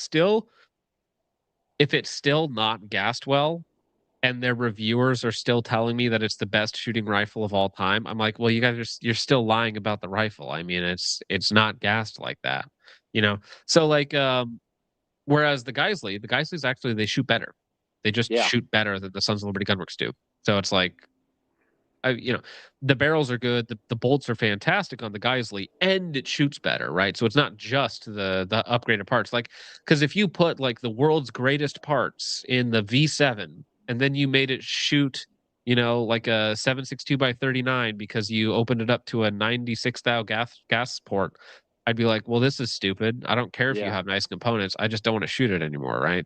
This just sucks to shoot. And that's where I'm at with the Sons of Liberty Gunworks is like, yeah, the components are all fine. I don't like shooting it. It doesn't shoot that great. Yeah, I'm looking at the okay list. I would say you're right in good. Like I would like take low it, good. Yeah. Isn't it? Because I would say that I would say that the parts are better than Bravo, but they both shoot the same. So just because the parts are better, I would put it in low good above Bravo. Now, again, if we're comparing price, like I would buy the BCM way before I would buy a Mark One. Yeah, the Is value it is way different. isn't it wild we live in a world where CAC has received a higher place than LMT and PWS? Well, it's not that it's higher because individually, I would rather have a working LMT or PWS. Oh, But the sure. bad QC category is just that. It's like It's the how parts can actually be great, like very good, but the QC is like, are we playing Russian roulette with our wallets here? Oh yeah, it's how the mighty have fallen, right? It's Yeah. especially with when CAC has historically been considered to have not the best QC either. But Correct. it's Well, that's why I was like, it's I don't know if you were there for that, but I was almost putting it in bad because I've spent like $30,000 at CAC, and I don't use their gas blocks anymore. Like I just replaced a gas block on a customer's build. So I shipped it to him working. He shoots it a few hundred rounds and he starts running into issues. And it's like you take it apart. And it's like, yeah, there's gas leaking everywhere around this gas block. So it's like I don't use gas blocks anymore. I can't Yeah. put them on an upper anymore. Oh, And I then totally I got get it. like a batch of 20 charging handles that didn't work. So it's like, nope, not doing that anymore. Yeah. All right. What else is exciting on here? Randy, you got experience with ADM. I don't. Okay, so talk to me. Talk to me about them. ADM, so I think it's the UIC 1. Is they're reasonably priced with still a lot of features gun. I think they do a lot of things right. I will say this, I think the Griffin lower is better just because it's forged where ADM does billet, but I think ADM beats them on like their handguard, on some of the fit and things like that. So I'd say the ADM, I'm actually going to lean with okay on them. In the idea they have a lot of good things going for them, but I was like, I think they're great. I think they're good, but I don't know if you saw Ben's post. He got like day one, he broke his ADM. What did he do to it? I'm trying to remember if it's like the bolt release, bolt catch broke off on him. I think on like day one. Because they do their bolt catch, bolt release, just like Griffin, is nice in the idea where you flick it up and it holds it open, you flick it down and it release. It's really intuitive. It's easy to use. I got a Griffin lower. I love it. I think their handguards are better than Griffin. They do a lot of things good. It's almost like a BCM with more features. But if you look at I think it's the UIC 1, it's still like in that 15 hundo range. So yeah, it's a really attractive price because I was thinking they would be much more. The mod 2s are about 22, which is it's top tier pricing. Like 22 is kind of the going rate for a top tier rifle, right? It's like Geisley's a top 22, Daniel Defense is 22, mod 2 is 22. It's like PWS is about that 2K plus, so 2K plus is like pretty reasonable for the top tier of rifles. But no, I like the Ambi because it is the Griffin lower essentially, right? And the same guy did both of them. Yeah, there's like a whole podcast on it. Only being 1400 is really attractive because those are the same rails that Roscoe used to use. Because Roscoe used to use the ADM rails for their builds.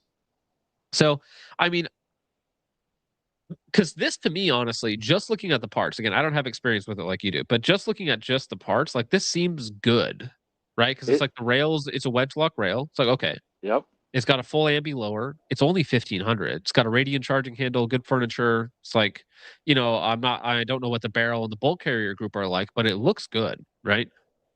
Yeah, I think everything you've talked me into good, I guess is the way. It's like the only bad thing I've ever heard was Ben breaking the one, but he likes them.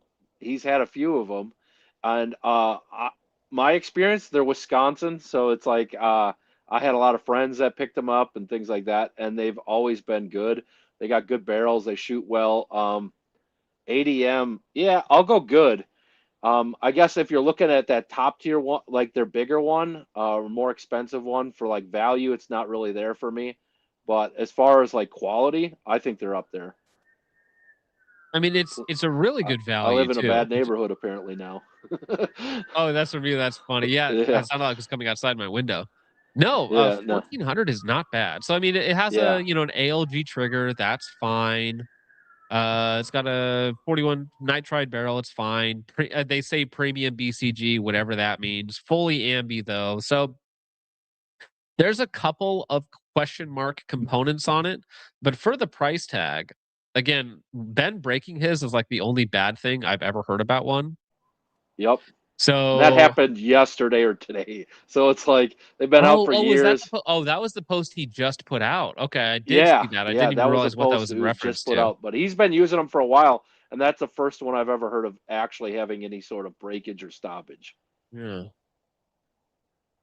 See, now I'm conflicted here because I'm like, do I put it above or below Sons of Liberty Gunworks?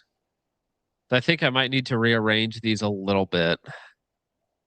Because I might actually put Sons of Liberty Gunworks like underneath Blackout Dynamics and LWRC because everything on this list is pretty milk toast in the good. Sons of Liberty Gunworks, Yeah. Psionics, Troy, American Defense.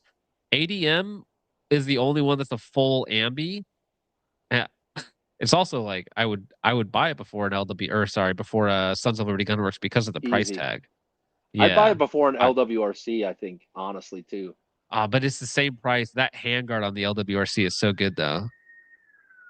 It's close though. But again, I Blackout Dynamics is cool too, because again, not that expensive. 22, which again is like, it's top tier AR pricing. It's fine. But we'll leave it right here. We'll leave it right here for now.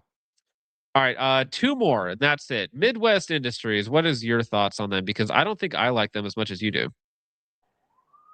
I mean, it's another Wisconsin brand. I think they do everything BCM does. The one note, I think their rails are better. Like that Night Fighter is really, really good. I think they use Criterion barrels in a lot of their builds too, so it adds it. And then you get like, I know it doesn't matter to most people. I still like them, but you get iron sights with their guns that are pretty good. Is the other thing. I mean, it's a nice, with how much those things are going for nowadays, it's a nice throw in. Troy, you get them, I think, too.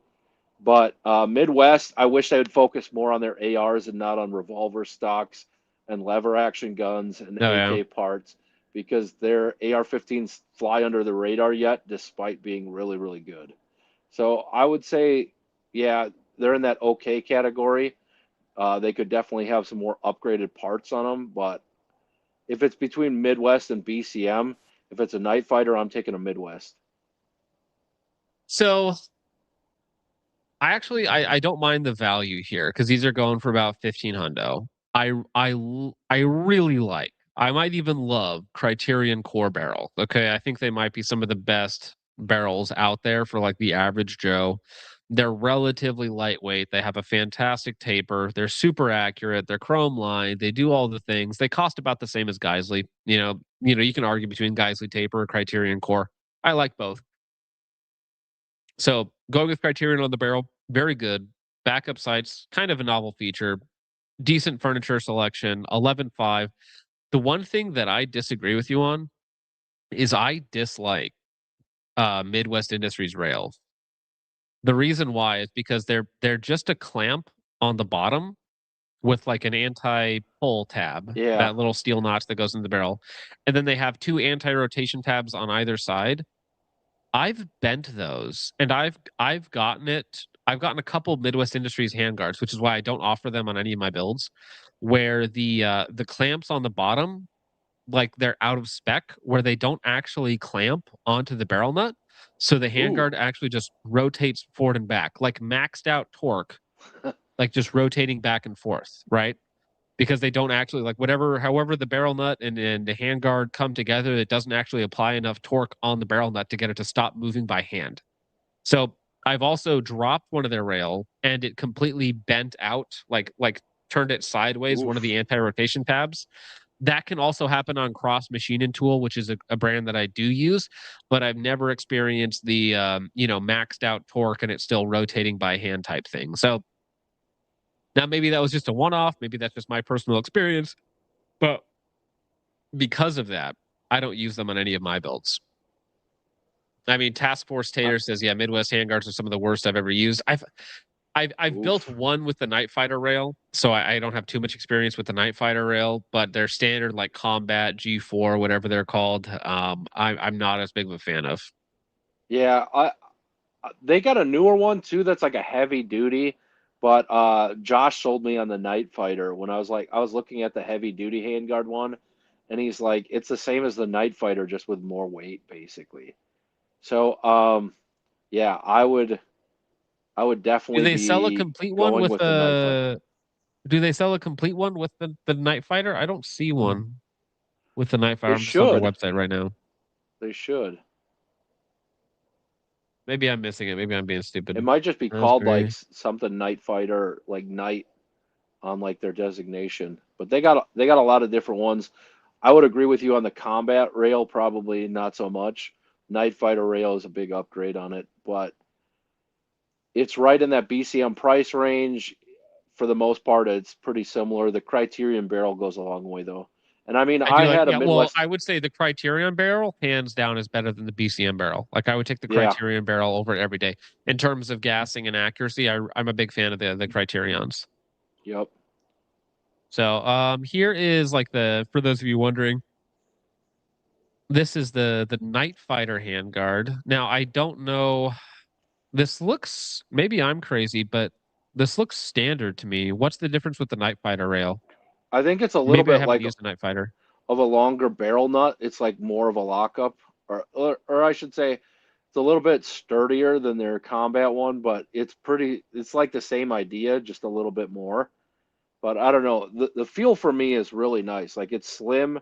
It's got that cutout for like the cables in the top of the pick. That's really nice for like a thumb rest.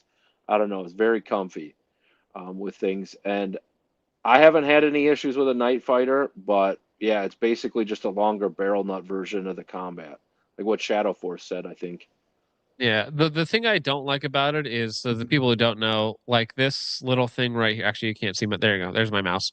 That little thing right there is what this clamps down onto, and then it slots into the barrel nut as like an anti-pull tab, basically. I prefer wedges, and I would prefer like, bolts and anti-rotation pins and stuff like that. So I'm still not a huge fan of this design, even though it probably is better than like their standard rails. But Yeah. back to the actual list here, because it's getting late, Okay. good sir. Yeah. Where did it go? Yeah, I'm thinking okay. I do love the Yeah. barrel though. I really do. I'm fine because of the barrel, putting it above Bravo. Putting it like just above Bravo, because it has better furniture too. So and it comes with iron sights. So actually I'm fine with putting Midwest just above Bravo. Fair enough. All right, last one. Daniel Defense, straight and bad tier. Good night, ladies and gentlemen. No, they probably I would won't say be bad happy. QC, actually. See, here's the thing. I know people in the chat right now are like, how dare you? My Daniel Defense has been the greatest rifle of all time. And I will say, okay, I don't play around with them, but I will say there are people who have great results with the Mark 12, the Daniel Defense Mark 12 barrels. Those Mark 12 upper receivers, they're very accurate, they're very heavy. So when people say, oh no, I love my Daniel Defense Mark 12, I think that's fine. I think that's totally fine. I cut against the grain because I say the Riz 2 and Riz 3 rail suck. I think they're terrible. They're pigs. The way that they lock up is horrible. They're disgusting. They're ugly. They're degenerate. They need to be excised from society. The Riz 2 and 3 rails suck. Worst rail of all time. There, I said it. I feel like you're just talking about me. This heavy pig with terrible Heavy, lockup. grotesque pig stuffing its face every day. It's just No, wait, that- aren't you like 140 pounds down or something like that? You we're can't a even little call over yourself that anymore. 150 down now. 150. Yeah, we're Damn, getting right. there. So wait, not to, maybe this is a bad public platform for it, but is that like halfway there? To like goals, or what are we feeling? I'm ahead of like my year goal. I just met with like my doc, whatever they do, like a checkup and a weigh in and all that stuff. But yeah, I'm ahead of my goal. for a year. I have another year ahead of me where after that I should be down like, how was it? 40% of my excess body weight in 2 years is like the goal. So I'm there. I think I'm like 25 or 30% in or something like that. But yeah, things are going good overall. But here's the controversial take with Daniel Defense, and I might be the only person on the planet. I love their stock. I absolutely love their stock, and I might be the only one that likes their stock, I think. You know, it's like it's the rubberized pad on the cheek weld. Like, what is going on with that? It's so thin and spindly and big. It's like spinners, you know, it's like spinners on a Bentley. It's like that shouldn't be there. Also, like the greatest argument for them being in bad tier is That this grip. picture, the picture that exists on their website that they decided to upload. Nobody talked them into this. Nobody forced them into doing this. They were like, you know what, guys? This is actually the best image to market our rifle. Yes, this one right here. This is fantastic. We should do more of this. Now, I will give them some credit. Is that people like their barrels? You know, I've seen. Have you seen the one where they drilled the gas port upside down on the No, bottom I of the didn't see that. on the bottom of the barrel? Yeah. So there's been ones where the gas port has been in like, you know, a 90-degree angle, a 45-degree angle, no gas port at all on their barrels. That's a funny one too. I've seen lots of QC horror stories with Daniel Defense, even though I Yeah. do recognize that I know some people out there like them. Back in the day, they intentionally put out guns that were really overgassed to the civilian market. Yeah, their Like, gassing so was they bad used for a to while. on the Mark 18s, they used to run a 086 gas port size when the standard is an 07. So Yeah. the crane spec that they gave to the military was an 07 or an 072, and then for the civilians was an 086, which is like, why did you do that? Please stop doing that. You shouldn't be allowed to do that, okay? That's a Sons of Liberty Gunworks moment right there, okay? Shoot. Oh my, My and their first website is AR-15. very dude, I'm gonna lose it. Oh, I can't make it through their web. Dude, I'm gonna kill someone. I'm trying to click on their drop down yeah. menu, and oh my gosh, what is going on, dude?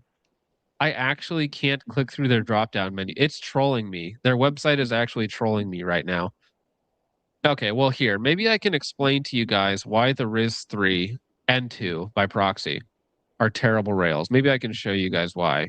Why I would never buy one. I would never recommend one. I would never recommend you own one or install one in any way, shape, or form. Okay. So let's see here. First off, they're like $500, which they should never be that expensive. There's no reason for any rail to be that expensive for an extruded piece of aluminum, even though, yeah, the Riz 2s and Riz 3s are a little bit more complicated. So I don't think they're going to show it here. So here, maybe I can get a combination of pictures for y'all. Yes, I just said y'all unironically. All right, so here is the rail itself. Right here, right? This is the rail that everyone loves, this POS garbage rod rail. Totally trash, terrible design, awful. And here is the barrel nut. Oop, nope, that's not it. Let's look at the picture. Here is the barrel nut system, okay? It So looks now like you how a look at this. toilet goes into the floor, like a This is lockup. it's so dumb. So you have 6 bolts. Those are for your rail. Like those are to lock in the lower part of your rail if you have one of the 2-piece rails. This on the top, this is actually the barrel nut. So the barrel nut slides down. This is sitting next to your upper receiver, right? This part right here, this is sitting next to your upper receiver. It just sits there, by the way. It is not held in place. It just sits there. This is the barrel nut. This gets torqued down. This is just still sitting there loose. It is not tight to the upper receiver. It is sitting there. You then take the rail and then you torque the rail to this little floppy piece here, right? So the barrel nut does nothing to the rail, nothing at all to the rail. And then the rail then clamps this way onto the barrel nut, right? So there is nothing interacting with the upper receiver. It is just clamped to the barrel nut with 6 bolts this way, right? That's it. It is just clamping force, nothing else. So people are like, "Oh, it's bolted." No, it's terrible. It's horrible. It's horrifying. It's miserable to install. It's not particularly a good lockup. You have a 2-piece rail with 6 additional bolts in it. It's awful. I hate the Riz 2. I hate installing them. Have you I made hate a looking video at on this? them. I need to. So you can see the 6 bolts here, Yeah. like lock in to where you drop down the lower part of the hand guard because it's meant to work with an M203. The Riz 2 and Riz 3 suck. They're terrible. They're awful. They're garbage. Anyways, unironically, the UTG Pro handguard is better because it bolts to the barrel nut. Yeah, it bolts directly to the barrel nut, which would take 50 pounds of force, 50 foot-pounds of torque to rotate. Not with the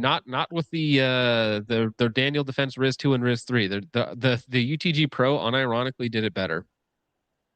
I'm sad that they stopped making those rails. Okay, so but if we just say for the sake of argument that their QC was good and that the parts weren't terrible and that their barrels are accurate, I don't know, man.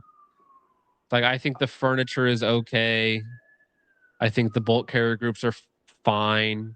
They're just like mil-spec plus triggers. The controls are okay. I think they even call it mil-spec plus on like their site on like everything too. See, that's the thing, man. I'm like, would I go with a Daniel Defense or a BCM? And I think to myself, I would go with the BCM. Yeah. Now, when it comes to Daniel Defense and Centurion, that's a little bit closer. But I'm fine with leaving it there. I know that's going to piss everybody off. Nobody's happy with me now because I told them that their favorite rail sucks. Like literally, I don't care. I don't care. The Riz 2 sucks. It's awful. What a terrible rail. I love people always like saying like, "Oh, I'll buy this because just in case I get a launcher." It's like you're never going to get a launcher. Just move exactly. on. It's like, hey, well, listen. If you buy it for cloning purposes, that's fine. But don't tell me it's the greatest thing ever. You bought it for cloning, right? That's its entire point. So anyways, there are no bad and no not good rifles on here, which is fantastic. The worst you get nowadays is bad QC. That's it. All right. Well, let's go ahead and Randy, you got time to stick around for Super Chat? I got time. Still got a little bit left on this Andalusian Bull, one of the best cigars out there.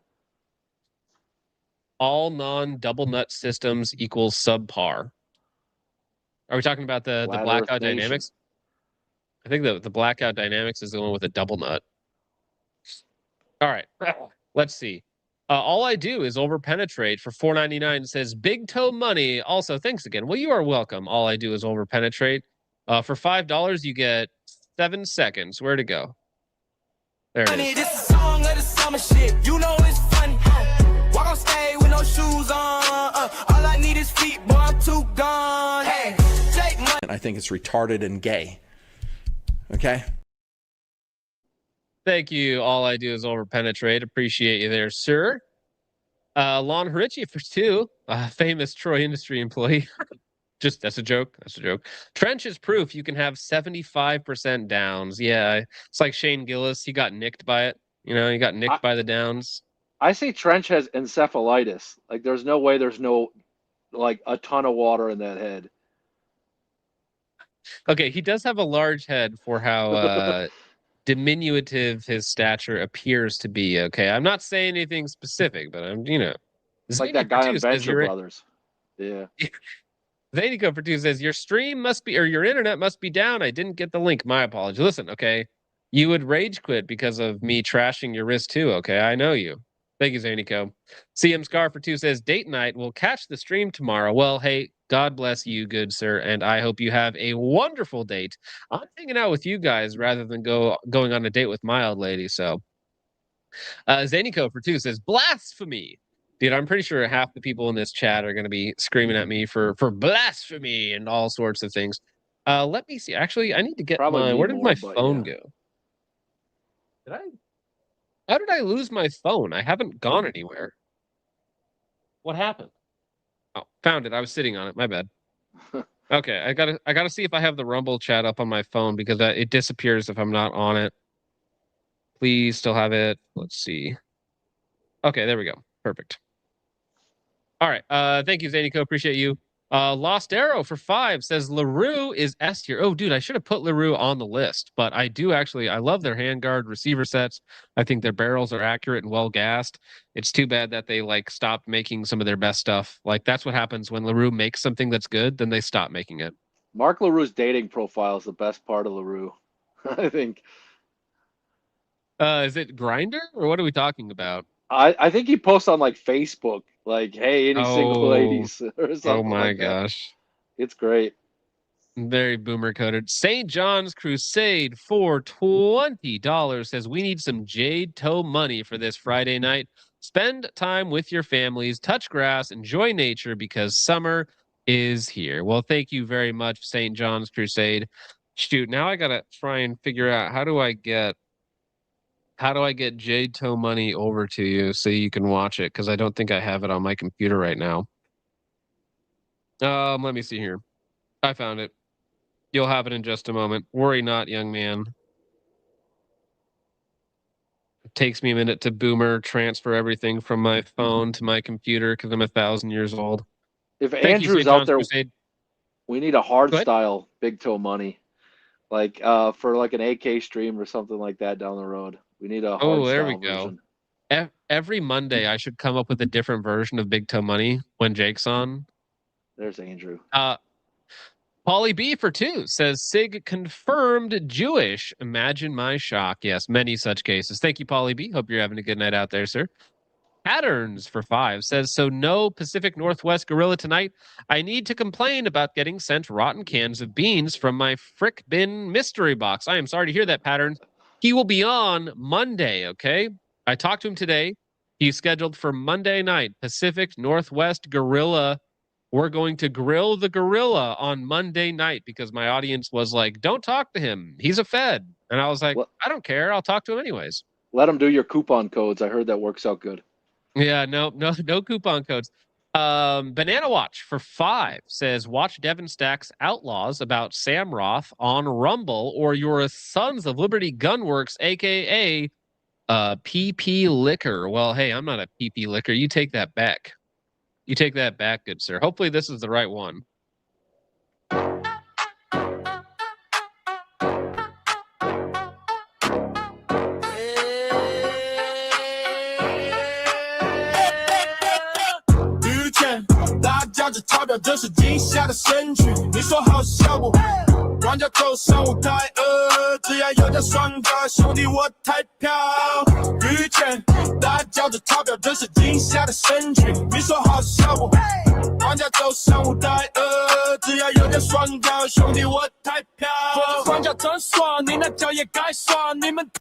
Man, I hope everybody who just walked in right now is like, what the heck is going on? Central Sands Defense for 2 says, so glad I didn't invest in the Arrow bolt gun. The Solus, I don't know if you ever looked at the Solus, Randy, but they were like really expensive for what they were. They were pricey. Like $2,000. I was like, you're Arrow, you're a cheap company. What are you doing trying to probably because they spent so much money on the loans to build them, you know, for the new machines and the startup costs. And they're like, oh, dude, damn, we spent a lot. We need to get our money back quick. Didn't work out. Thank you, Central Sands Defense. Yeah. Omni Byron for 5 says, careful, Randy, you might get struck by lightning with all that gravitational pull. JK, but L Smoker. Imagine believing in gravity. Real, dude. We live in the firmament, isn't that right? Yeah, flat earth, firmament, unite. Yeah, thank you, Omni Byron. Zanico for 2 says, and next you're going to tell me you believe in the moon. You're a lunar cuck. Like, geez. Zanico for 2 says, add Hodge, not that Randy can eat one. I have a Hodge barrel that runs really nice. Yeah. Yeah, I've heard good and bad things. I remember back in the day, this was years ago, when they were like a totally hype beast company. I think it was Gun Thoughts did a video on Hodge and theirs like didn't work at all. And they were like, we waited like 6 months and paid like, $2,000 for this and it doesn't work. So this is a problem. It's like a scavenger hunt too. It's like you have to buy all the parts separate and then find someone to assemble it. Zanico for 2 says, make GWAT clones an option and send me a link. No, see, I don't do dog. I can't do clones. I don't know about you, Randy. I can't do clones. I don't care. Clones can't are be for bothered. people who don't actually like their guns. Yeah, it's very it's not boomer coded. It's like millennials who missed the GWAT thing and they're really into all of it. I would have punched my recruiter. You know, like, Yeah. yeah, that sort of thing. You don't get me, son. different. Jay Waffle for 2 says, "Are you going to talk about Geisley uppers?" Yes, we did. I like Geisley uppers. S tier. I'm gonna buy another upper when I can. I want a 11.5 to go on my mod. I'm just gonna SBR my mod 1A so I can put whatever I want on it. The trick is finding one in stock. Thank you, Jay Waffle. Vexen Nexevs for 5 says, "Greetings. Greetings to you too, Mr. Vexen. Appreciate you, sir." I Keep Screaming for 10 says, "I would like to request Colt going in okay. Nothing great, nothing bad. A stripped 6920 is a nice beginner for people who cannot rotate an apple in their mind." There is something to be said for the simplicity of clamshell handguard builds. But I think in the big 2.6, like any retard should just figure out what an M-lock is and how to attach a light to it. Like if you're too dumb to figure that out, like we have bigger problems to discuss, right? We have actual problems. Thank you. I Keep Screaming. And also, like in nowadays, trying to recommend a Colt is like, ugh. I don't know who makes it. I don't know what parts are in it. And the Munition Works fixie is out, so it's like, why bother? Well, and I forgot about that because I do need to get some of these other guys on there that are basically builders, like Bear Solutions, Munition Works, some of these other guys, to try and get them some good rep if it's worth it, right? Yeah. Or if they're a good value. No Yade for $20 says, "On my way to the airport for the honeymoon tonight, gents. Well, congratulations. What do you... You got to make the dollar bills rain on your wife, not on us. What's going on, man? God is good. Won't be able to catch the stream tonight. Also, play Big Toe Money for the chat. Whatever version chat wants tonight. God bless." Well, God bless you, good sir. Thank you very much. And congratulations. You're going to get a standard Big Toe Money just because I said so. This is a song of the summer shit. You know it's funny. Walk on stage with no shoes on. All I need is feet, boy, I'm too gone. Hey, Jake Money. Toe Money, this is a song of the summer shit. You know it's funny. Walk on stage with no shoes on. All I need is feet, boy, I'm too gone. My feet feel good, your feet where they should. Y'all just sitting in the grass with a cigarette.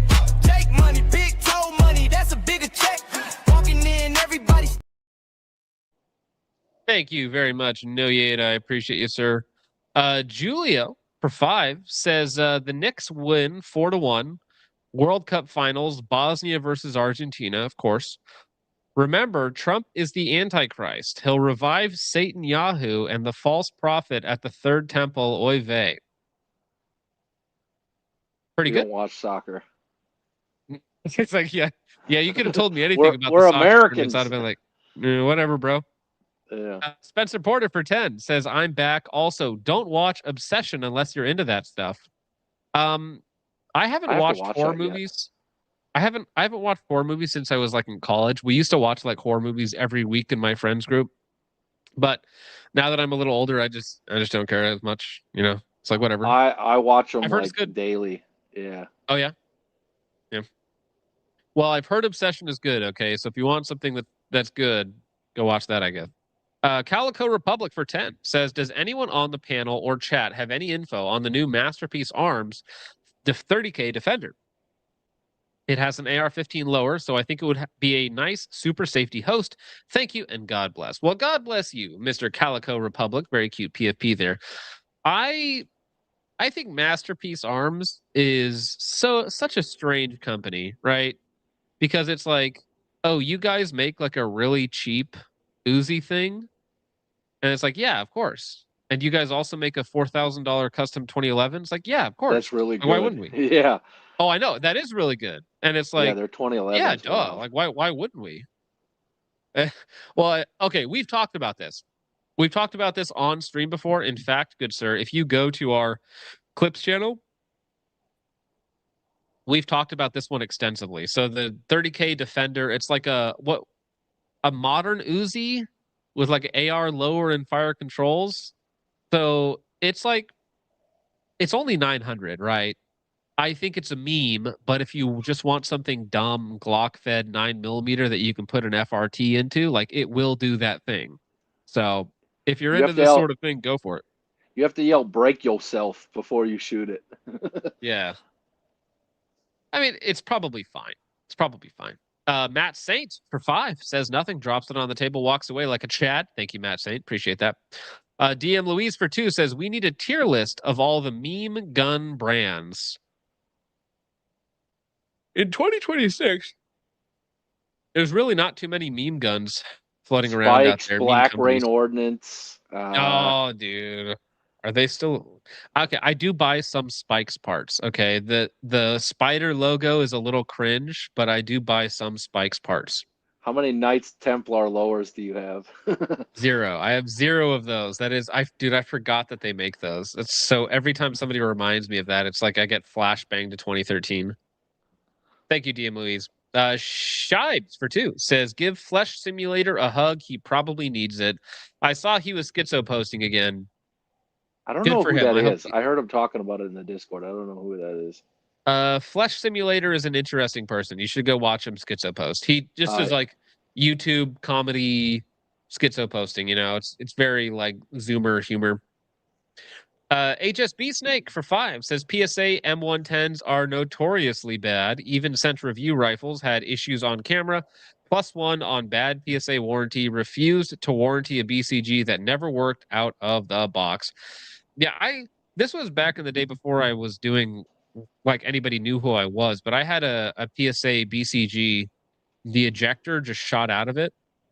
Like it just ate through the roll pin and shot out of the the actual ejector on the BCG. Yeah. And this was back in the day when I never knew how to fix anything or do anything. I was like, I don't know what happened. My gun's broken. Like, what do I do? My gun's broken. Am I remembering it wrong? Didn't GVRS do like a Saber video? Yeah, they did they did a Saber video. They did a Jackal video. They don't know anything. They just pick up rifles, say it's good. That's their entire MO. Wow, solid. Yeah. Put a the shit's riser real on nice. it that's No, yeah, 400 this feels feet. good. Yeah. Oh yeah, let's go. Yeah, feels good. Feels solid. I like the trigger on that. The rail feels good. Feels good. Yeah. I like the way it feels in my shoulder. Yeah. Thank you, HSB Snake. Zanico for 2 says Beretta lover. My Mark 18 is a Colt. FYI.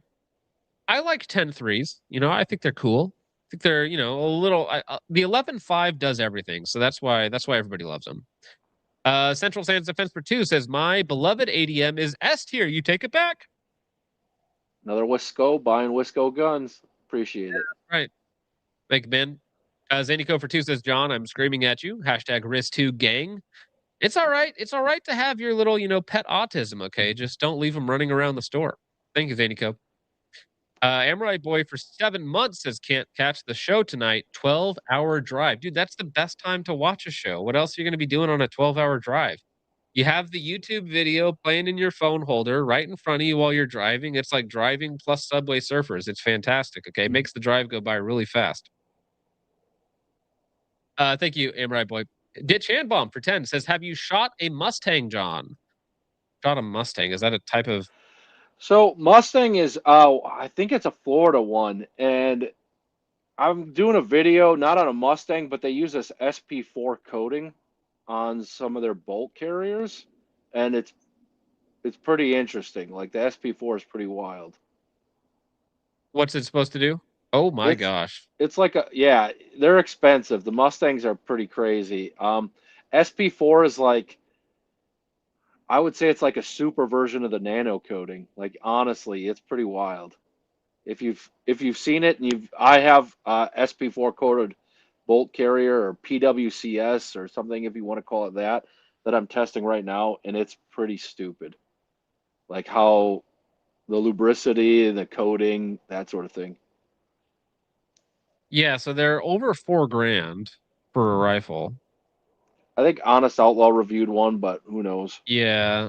The pictures on their website are also awful. What is their problem? Their basic rifles are 2.5, which isn't like terrible, I guess. But like this is the pictures on their website. Like it's not even the full rifle. And then what is that? A Strike Industries Die Frico. is. It's I like all think the so. stuff that you know that people Uh, who don't shoot put that stuff on their guns. well, red anodized trigger, a really far back EOTech with a Unity riser and a Unity magnifier combo and a hollow sunlight. It's like, it's not serious. Yeah. I would agree that unless I see like some real shooters taking like some serious, round counts with these firearms, I also don't consider them very serious, especially if on their front page it's like reviewed by Honest Outlaw and Fat Electrician. I'm like, oh yeah, Fat Electrician, huh? The noted firearms reviewer, Fat Electrician, yeah? There's a video of Okay. him where he's saying this is my bedside blaster, and I think he pulls out like a boombox or something, and it doesn't have any sights or any optics on it. It's like, all right, cool. I bet you use that a lot or play with that a lot. Yeah. I bet you had a great time at Hughes Hot Tub, huh? Yeah. Mitt Rhombus for 5 says, Block 2, M4 Supremacy. You just can't handle this drip, lol. DDM4 V7, first AR, it works. Well, yeah, but it working is like the baseline. That's like the minimum requirement to get in the door. It has to work. Roscoe, AK-74 barrels, keyhole like crazy. By the way, a Russian BTM would be funny. A Russian BTM would be funny. Also, I don't know whose problem it is when it comes to like 5.45 AKs, whether it's the barrel manufacturers not making the barrels properly or whether it's the ammo being trashed, but I've heard that that's a consistent thing.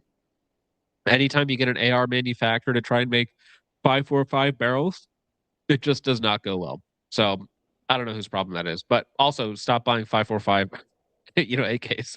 I wish it was Thank you, Mitt popular Rhombus. again. I love 5.45. Well, if it was 12 cents a round again, Yeah. if we could get Russian imports, then yeah, dude. Well, actually, ironically, if we got Russian imports again and we got 7.62 by 39 and 5.45 for like under 30 cents a round, it would actually drive down the price of 5.56 to compete. Right? So Yeah. I would actually like that. All right. Well, I think that's it. I'm going to skip Rage Bait tonight because it's Friday night. We're 3 hours in, guys. Let me get to your guys' Ko-Fi real fast. Over on Ko-Fi, let's see, it's just a bunch of new memberships. Sir Gas Mask, becomes a Ko-Fi Caffeine Creep. Spencer Porter becomes a Ko-Fi Caffeine Creep. YOLO Bacon Box becomes a Ko-Fi Caffeine Creep. Nicholas Deusen becomes a Ko-Fi Caffeine Creep. Big Business Advocate becomes a Ko-Fi Caffeine Creep. Noob Crastinator with his monthly Ko-Fi Caffeine Creep. And Monoxious with his Ko-Fi Caffeine Creep. Thank you very much for that, ladies and gentlemen. On Rumble, Bushmaster for 2 says, I shall have to watch the VOD at a later date. However, here's $2 dues for you, good sir. Spend it well. That's your tax dollars. God bless. Pray without ceasing. Christ is king. Thank you very much, Bushmaster. Appreciate you, good sir. All right, Randy, what would you like to shout out before we get out of here, sir? Definitely pick up something for Dugan. Donate to Dugan. Help him out. I got a shirt on the way. I can fit into it now, I'm pretty sure. I'm definitely going to... I think 5X. but yeah, so I'm definitely going to pick up that patch. Shout out to everyone that donated. There's some people that gave a lot, and I definitely appreciate that. Follow my Instagram, actually, is what I'd plug, because I want to go live and show guns off in the background and stuff like that. And YouTube's just not the place for that. And I'm not StreamYard savvy like John over here. YouTube does absolutely suck. Also, while I'm here, I'm going to drop the link to his YouTube channel in the chat for you guys. Randy reviews it. Go check him out. He is an aspiring USPSA Grandmaster. Not a Grandmaster yet, but maybe I'll never someday. make GM. I just want A class, and I'll be happy. Hey, A class is pretty solid, dude. Let me pull up your Instagram real fast, man. But yeah, go ahead, just subscribe to the big man himself. Randy reviews it for coming on, helping us out with everything. Let me pull up his Instagram here as well. Most of your content is more focused on like not generic, but like review style stuff. Yeah, I'm just an average dude. Stuff. Yeah. Yeah. You've done some competition stuff, which, yes, if you want to see a big guy run competitions, you can absolutely go to this guy. Also, every now and again, you do some drama videos. Every now and again, French says something a little stupid and you got to go out there. Yeah, I'm proud of. I There's one short where it shows. I had a match where I had to get up from a chair, like run. Oh, yeah, And yeah. I was like, "You want to see how fast I can do it? It's gonna surprise you, actually." Hey, listen, okay? Dangerous over short distances, okay? So yeah, if you want to go see match footage of a big guy making a big Glock look real small, go ahead and check him out. He's not too bad. All right. Well, let me go ahead and sign us on out of here. Thank you very much, ladies and gentlemen, for hanging out with another tier list in the big 2-6 of rifles. Okay, and it's in a pretty good spot. A couple of what you would call bad QC systems, but other than that, overall pretty good. Thank you everyone for hanging out on a Friday night. Hope you're all doing well. Hope you all have great weekend plans, whether it's traveling, spending time with family, loved ones, whatever it might be. Get out there, get after it, get some work done, and of course, go to church on Sunday, okay? You filthy animals, because y'all need Jesus, and I do too. So thank you very much. God bless. Christ is King. Godspeed out there, Jen.